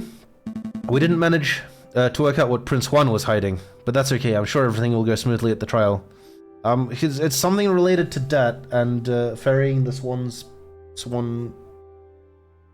Yeah, there's a connection here I'm missing. God damn it. We've still got one day out until the trial, but how to spend it? I suppose we could revisit the Louvre, or maybe we should just play some cards at Le Canard Soyer. Is something wrong, Sparrowson? You're being unusually quiet. Falcon, we need to talk. What's up? See, I was doing some thinking. Dangerous thing to do, I know. Anyway, I realized that we were missing a crucial piece of evidence. What evidence would that be? Well, we know that Major Howell consumed a piece of chocolate before he died. And we know that he died of poisoning. But we still aren't sure that the chocolate was the cause. That's true. If we keep pushing the chocolate theory, Cocorico will almost certainly bring that up. So I thought to myself, if one were to consume the wrapper itself, then that may provide proof of whether it contains traces of poison. Well, sure, that could work, but it would be incredibly foolish. God damn it, Sparrowson! Wait, were you thinking of eating the wrapper, Sparrowson? Maybe. Well, stop those thoughts right now. I'm not going to let you potentially kill yourself like that. I knew you would say that. That's why I already consumed the wrapper. Damn it. 45 minutes ago! Sparrowson! Sparrowson!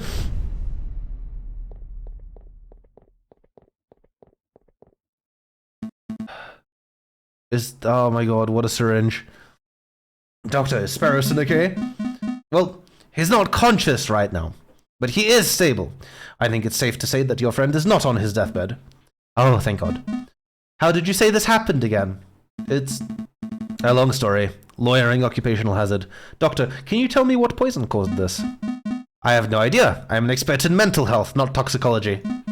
But I have sent for a specialist who should be here by tomorrow morning. He will make a full assessment. That's good to hear. Thanks, Doctor. Take good care of him. Wait a moment. There is the matter of the bill. We'll have to discuss it later. I have an important case to prepare for, and I'm one partner down. I see. Well, rest assured that your friend is in good hands. This is terrible. What the hell was Sparrowson thinking? I can't win a case like this. You! I finally found you. Did someone say something? Running around like a headless chicken. You're one tricky lawyer to find. I told you to drop the investigation, but you just wouldn't listen. Who's speaking? I can't see you, monsieur. Step forward. Alright, I'll step forward, but it'll be the last thing you ever see. Oh, shit. Is this the bad end? Am I screwed? Oh no, I've been dumped in the Seine. Au revoir, JJ's Hong Kong. What just happened? Where am I? Am I dead? No, that can't be right. This is nighttime. I'm just sleeping. If I focus and count to 3, I should be able to wake up. 1, 2... Did it work? Ah, Dame Catalin. I can't believe how easy you were to fool. I put in a cutesy voice, acted all innocent, and you ate the whole thing up.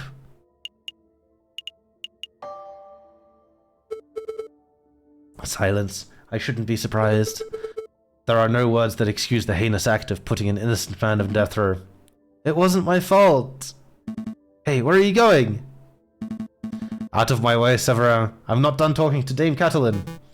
It wasn't my fault. Is that the excuse you make after all of your failures? I'm not making excuses. Failure after failure after failure. No desire to improve yourself. You're a joke of a lawyer, JJ. Don't call me JJ. That's all you have to say? How pathetic. You don't even deserve to stand in your grandfather's shadow. My grandfather? I'll prove you wrong. I can do better. Oh, it's you, Sparrowson. Have you come to berate me too? What? No, I'm just here to tell you to wake up.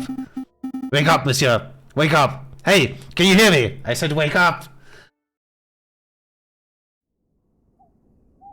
Well, that was a busy day. Okay, this is not where I want to be on the morning of our court thingy. Oh, it's this guy. Come on, monsieur, wake up. I said wake up. You're starting to worry me. Oh, thank goodness. I wasn't sure whether I would have to find a doctor or a mortician. My head. Where am I? The Pont des Arts. Here. By the Louvre. In Paris. France. I just fished you out of the Seine. Nearly broke my rod doing it. Wait, I know you. You're that disrespectful lawyer guy, Giro Falco or something. What time is it? Actually, what day is it? You hit your head pretty hard, huh? It's the 21st of January and around 9 o'clock in the morning by my reckoning. 21st, 9 o'clock. Oh no, the trial! I should have been at the Côte d'Assises 10 minutes ago. Well, you're running late, but take it easy, monsieur. I'm sure they'll be understanding. Maybe if I sprint it. In your condition, that would be stupid. Take a seat, clear your head. I'll get you some dry clothes. No time. Wait, monsieur. At least take this before you go. What's this, a dip pen? No, wait, it's a modern fountain pen. Burn handle, gold nib. This is very fancy. Thanks, monsieur, but this isn't mine. Really? Are you sure? You were holding it pretty tightly when I found you. I was holding this? Then I suppose it has to be mine. Ah, green ink. Ah, got you. Thanks, fisherman. I owe you one. Hey, don't call me a fisherman.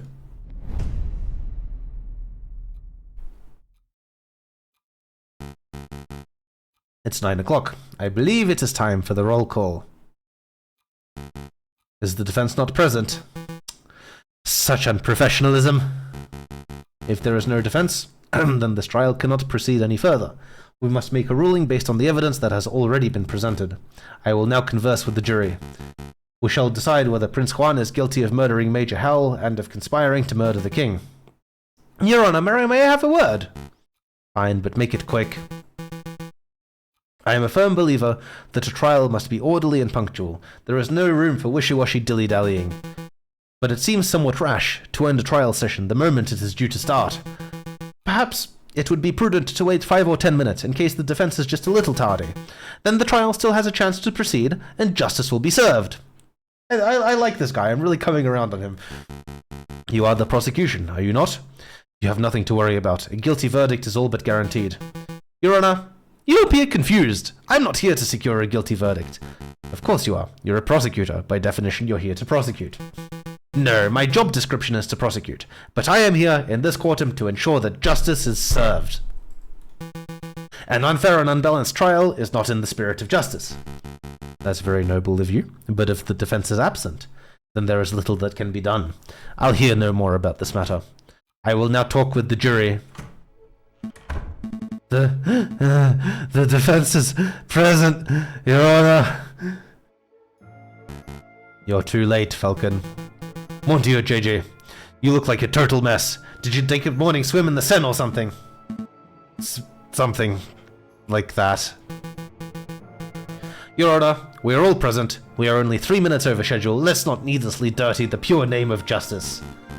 Rules are rules, prosecutor. Falcon clearly has no respect for legal procedure. Frankly, for turning up while looking like a drowned rat, I ought to hold him in contempt of court. Your Honor. But Your Honor, rules are rules. One more word out of either of you, and I shall have you both disbarred. It's a pity. The King of France was most looking forward to standing behind the witness podium. The King of France is here. Oh, are we not doing the trial after all? Oh, that's a pity. Oh, Your Majesty, what a surprise. Well, you see, you know, it's my 7th time testifying against a would-be assassin. But it's the first time seeing a trial where the case has ended before it even began. Well, the defense, he was late, and, how pish posh. France didn't become a great and dignified kingdom through rigorous punctuality. I mean, he's not wrong. Let's get ahead with this trial. It'll be fun. Look, I'll say the oath to get us started.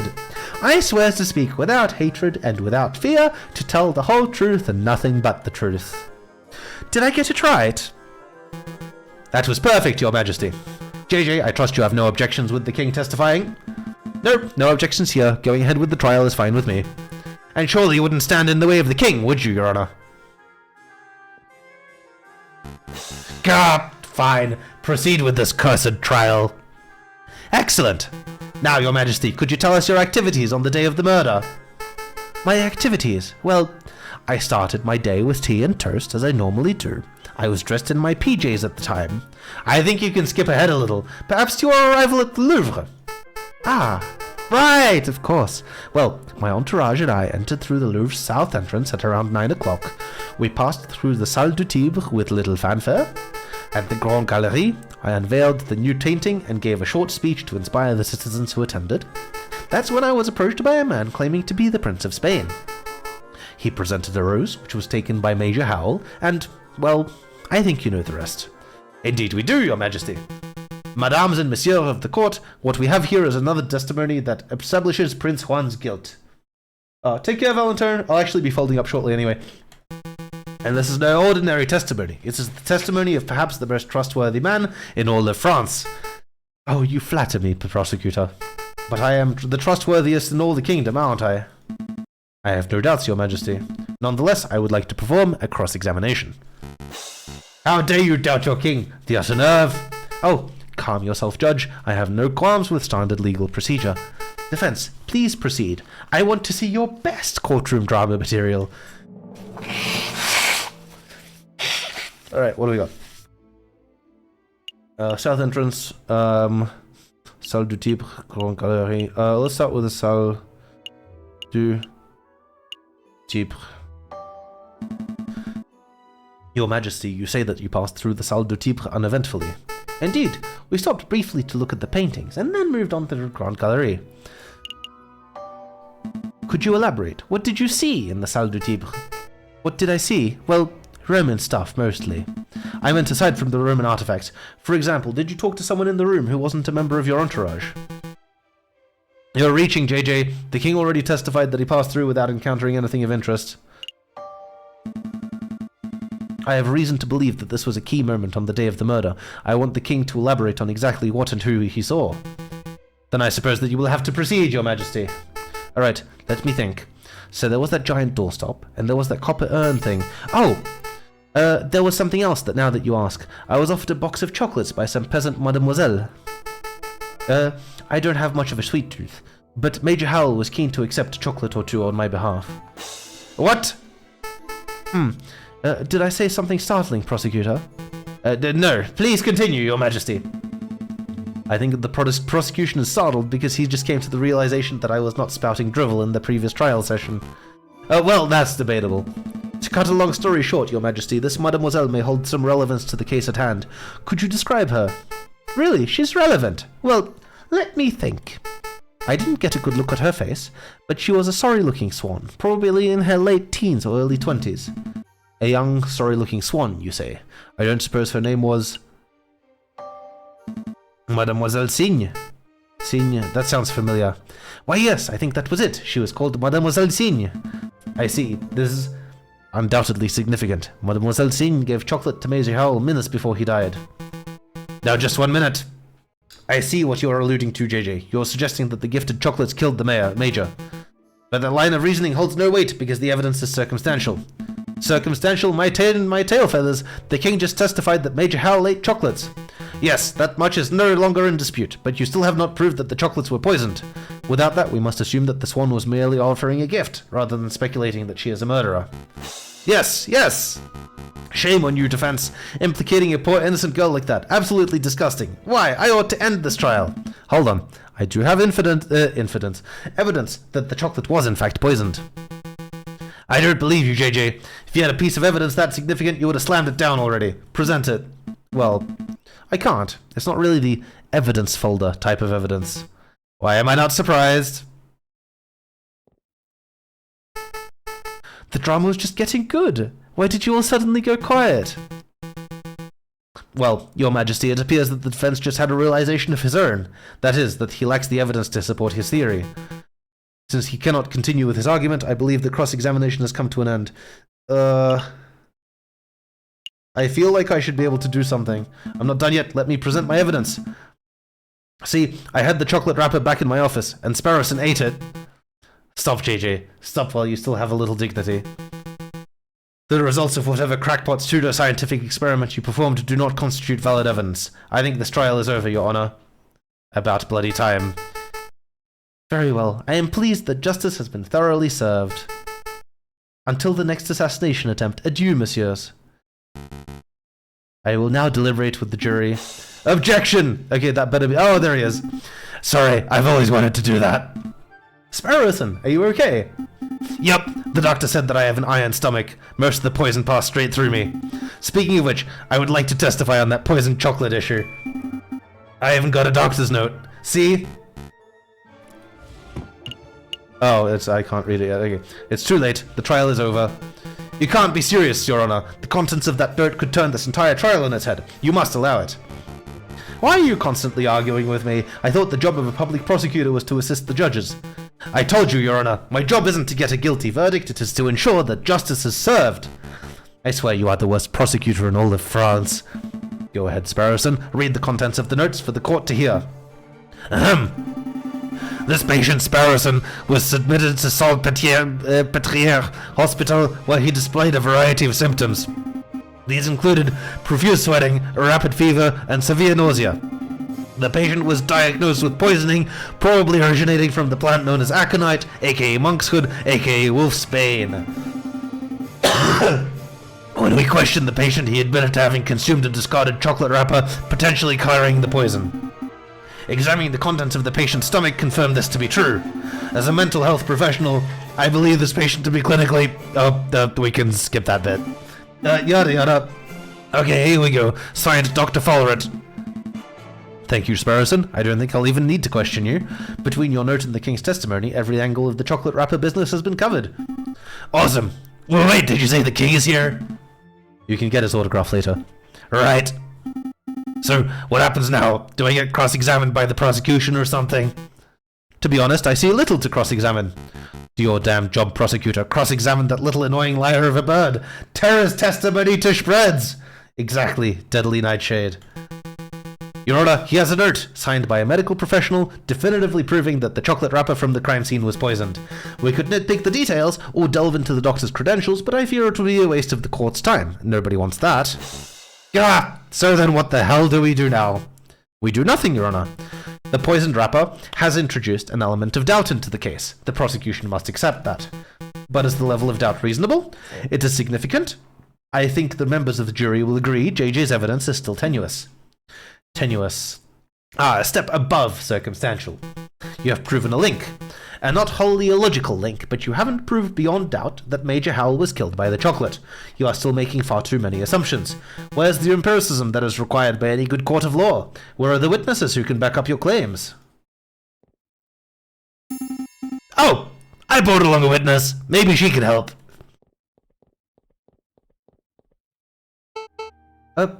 Hello. You. Sparrowson, it's great to see you on your feet, and you have been an enormous asset to this case, but what are you trying to pull off now? Surprise witness! Surprise witness? Yeah, I remember you mentioning that Cocorico liked calling surprise witnesses, so I thought we'd beat him at his own game. I brought the Ferrao girl, Mademoiselle Signe, so that she can testify about Prince Juan's character. You're putting me in a difficult position, Sparrowson. Just moments before you arrived, we, the court, established that Mademoiselle Signe is a possible suspect for this case. What? That can't be right! Sparrowson, it's okay. Monsieur Falcon, I would like to testify. You want to testify? Do you understand what you are agreeing to? I do. I have accepted my fate. Prosecutor, do you have any objections to me calling upon Mademoiselle Signe as a witness? No, none. Bearing in mind, of course, that you are here to defend Prince Juan, not to convict Mademoiselle Signe. Prosecuting is my job. Of course. I have no objections either. Please proceed, witness. Speak the oath. The oath? Say that you swear to speak without hatred and without fear, to tell the whole truth and nothing but the truth. I swear, Your Honor. I swear to speak without hatred and without fear, to tell the whole truth and nothing but the truth. Good. Very good. Please state your name and occupation for the court record. My name is Catherine Marie Signe, and I am a flower seller. Mademoiselle Signe, tell the courtroom of your activities on the morning of the 7th of January. Very well. I saw the king and his entourage enter the Louvre about 9 o'clock. I followed. When they came to a stop in the Salle de Tibre, I stepped forward and offered the king a chocolate. He refused, but a guard, a big dog by the name of Major Howell, was happy to oblige. The guard died because I, personally, had previously added poison to the chocolates. No, that can't be right! I used poison derived from monkshood, a notoriously dangerous plant. As a flower seller, it was simple to acquire. Why did you do it, mademoiselle? Why... Monsieur, people have tried to kill the king before, and people will try again. He is a vile man who has not respect or love for the people who suffer under him. Well, obviously not. Obviously, she is in debt to the wolf, and the wolf threatened her parents, and she had to do what the wolf said. But now her parents are out of the country, so we can show her the ticket stubs, and she can tell us the real story. Assuming I get the opportunity to present the evidence, but we'll see. I did it to better the French people. I don't believe that at all. Falcon, say something. Mademoiselle, are you being coerced or threatened? Speak freely. No, monsieur, I am confessing out of my own volition. It is my guilt and nobody else's.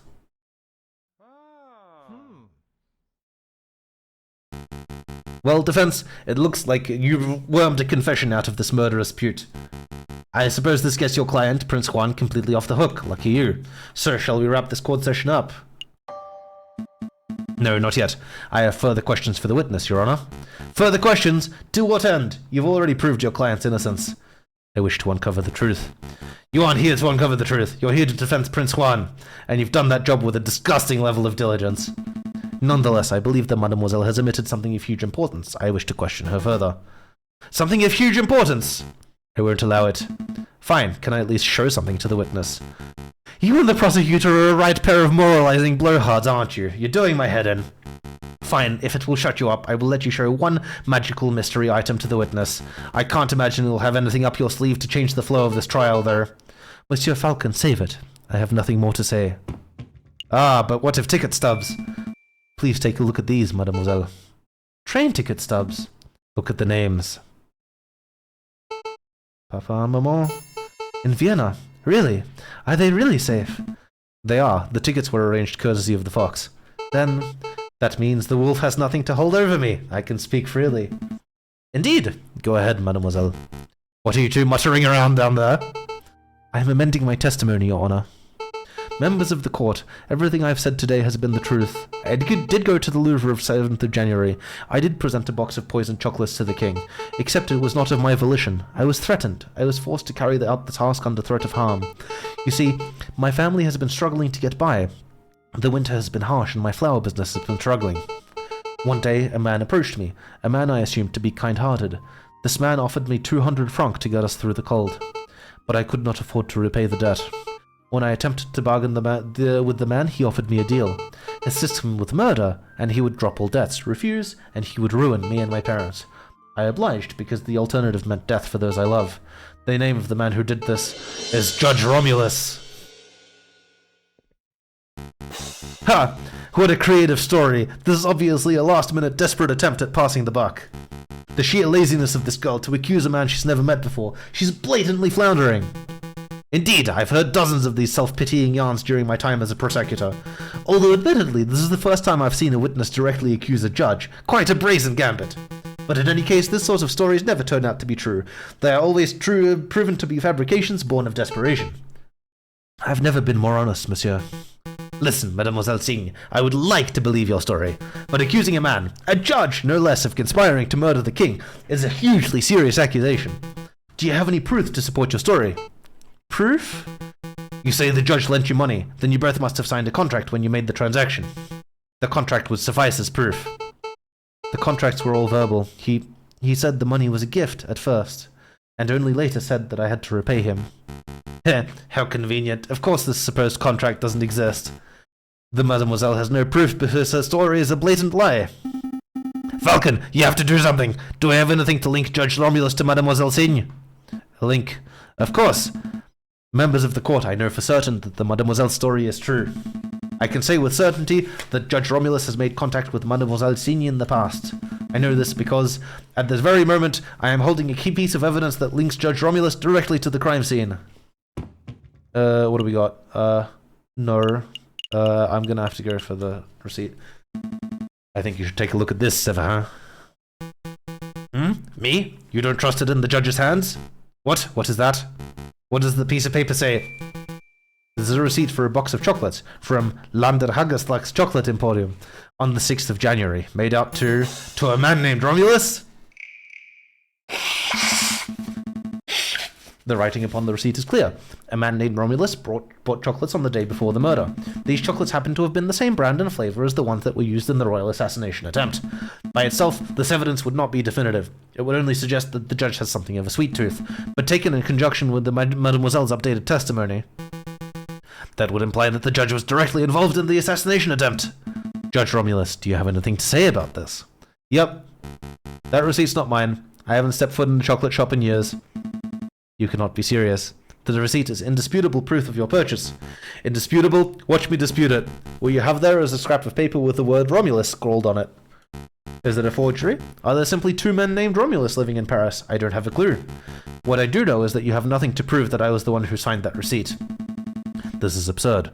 Do you want me to dig up court documents with your signature so we can undertake a handwriting analysis?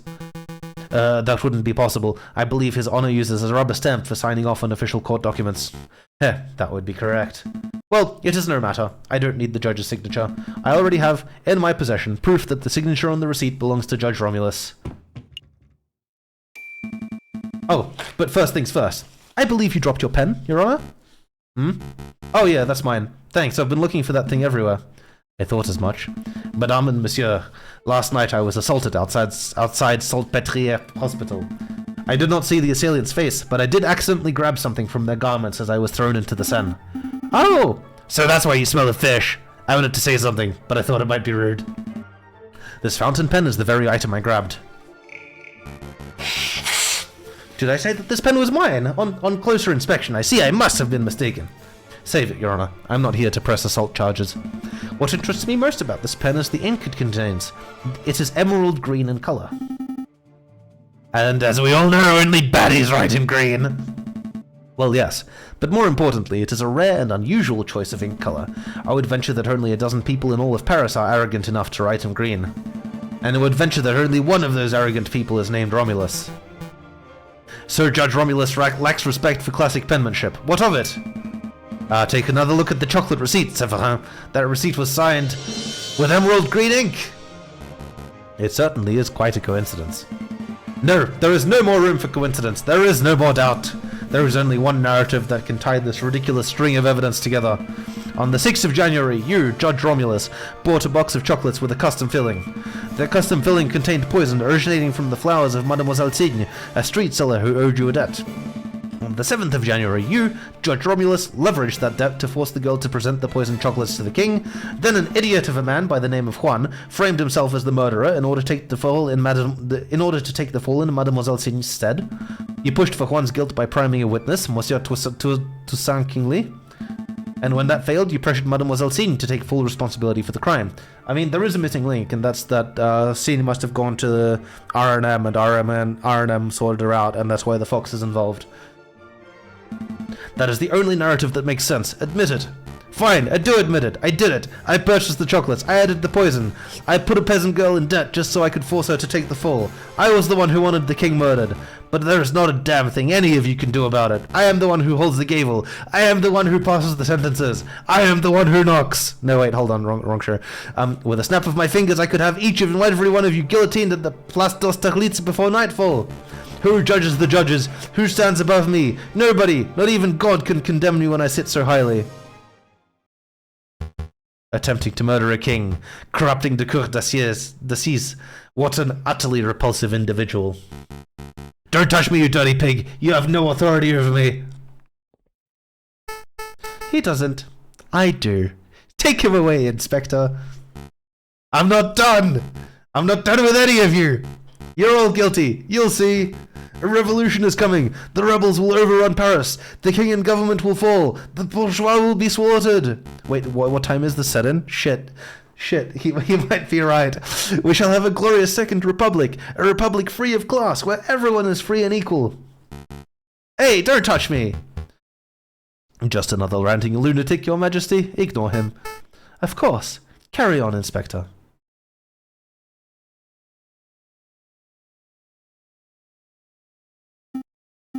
What? Oh, what happens now?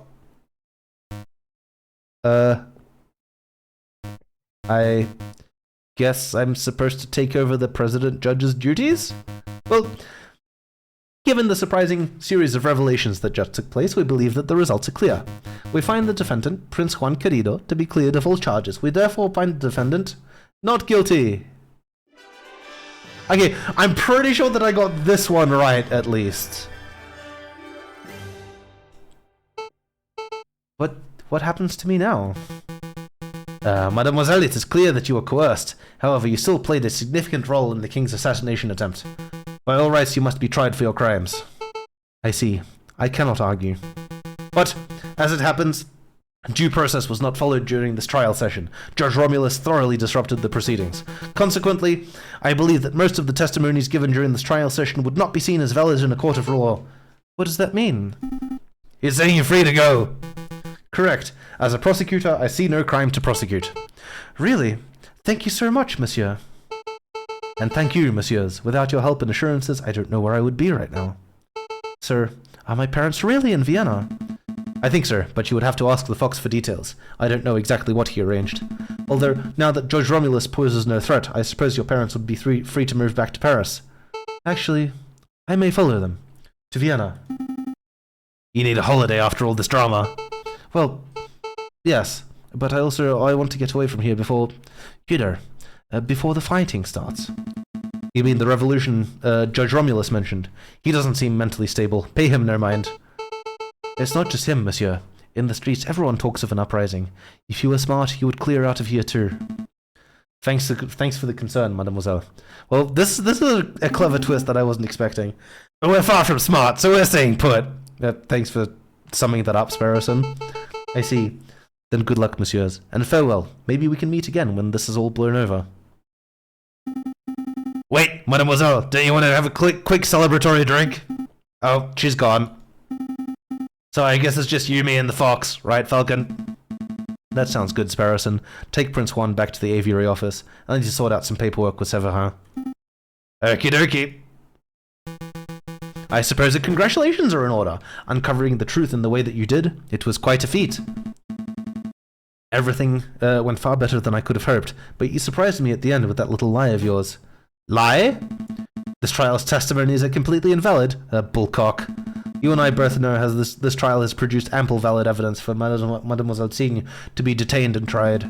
Even when the coercion accounted for, I bet she would still be found guilty of conspiracy or accessory to murder. So why are you holding back? You know, 10, maybe even 5 years ago, I probably would have prosecuted Mademoiselle Signe. When I was fresh out of law school, I thought my role as a prosecutor was to condemn every potential criminal that came my way. I thought, if the guilty person ends up behind bars or the hanging dock, then the justice has been served. But as I gained experience, I started noticing the details. The details? The extenuating circumstances, the personal considerations. The gaps in the law where, even when due process is followed to the letter, good people are punished and wrongdoers walk free. Free. Other free. I'm awake. I hated it, so I changed my role. I decided that I should not strive to secure a guilty verdict, but to ensure that justice is served. I could prosecute Mademoiselle Signe, and she would definitely be convicted, but that would not serve justice. You're a good lawyer, Cocorico. Well, you're not terrible, Falcon. I must congratulate you, Senor Falcon and Senor Sparrowson. What am I doing still using that old accent? I of course meant congratulations, Monsieur Falcon and Monsieur Sparrowson. It's no big deal. We were just doing our jobs. No. Your job ended when you proved my innocence. Everything after that was you going above and beyond your duties. Of course, I was counting on you to do so. A lesser lawyer would surely have stumbled or caved in. Oh, but before I forget, your payment. Thank you, Monsieur Valpes. I don't know how much you gave me. I think 69? No, 40. 40 franc. Thank you, Monsieur Valpes. This has been a strange case, but I'm glad the truth came to light. I'll see you out. Wait! Monsieur Valpes, before you go, something's been bothering me. Why did you come to us in the first place? Surely there are much more reputable lawyers out there who could have done a better job. Oh, more reputable than the Falcon that stands before me. Yeah, Falcon's got a sucky track record. True, he does have a mixed record, but his family name is hugely respected in the lawyering world. I choose Monsieur Falcon as my lawyer for that reason alone. Really? I've never heard of another lawyer named Falcon. Let's not go down this road, Monsieur Volpes. I don't go by my old name for a reason. That is fair. We shouldn't be fixated on the past, should we? After all, it's already been and gone.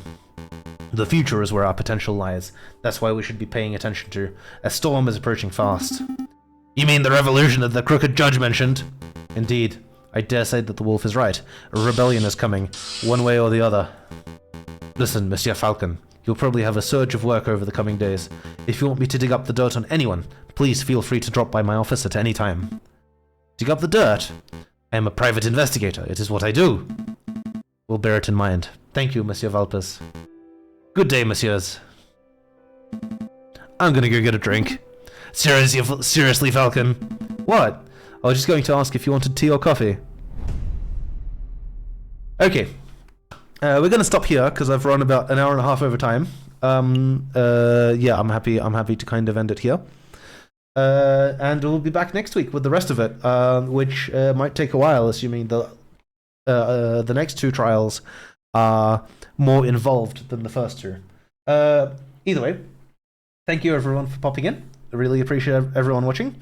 And next week we have part 2 of this on the Saturday, and then on the Sunday we have the experimental writing stream, which honestly I'm still not sure what exactly I'll be doing there. Probably just attacking a prompt and discussing various vagaries of characterization and just my approach to writing and designing a story.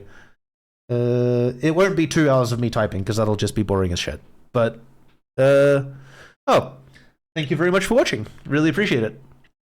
But yes, it has been a great pleasure, and until next time, everyone, all the best.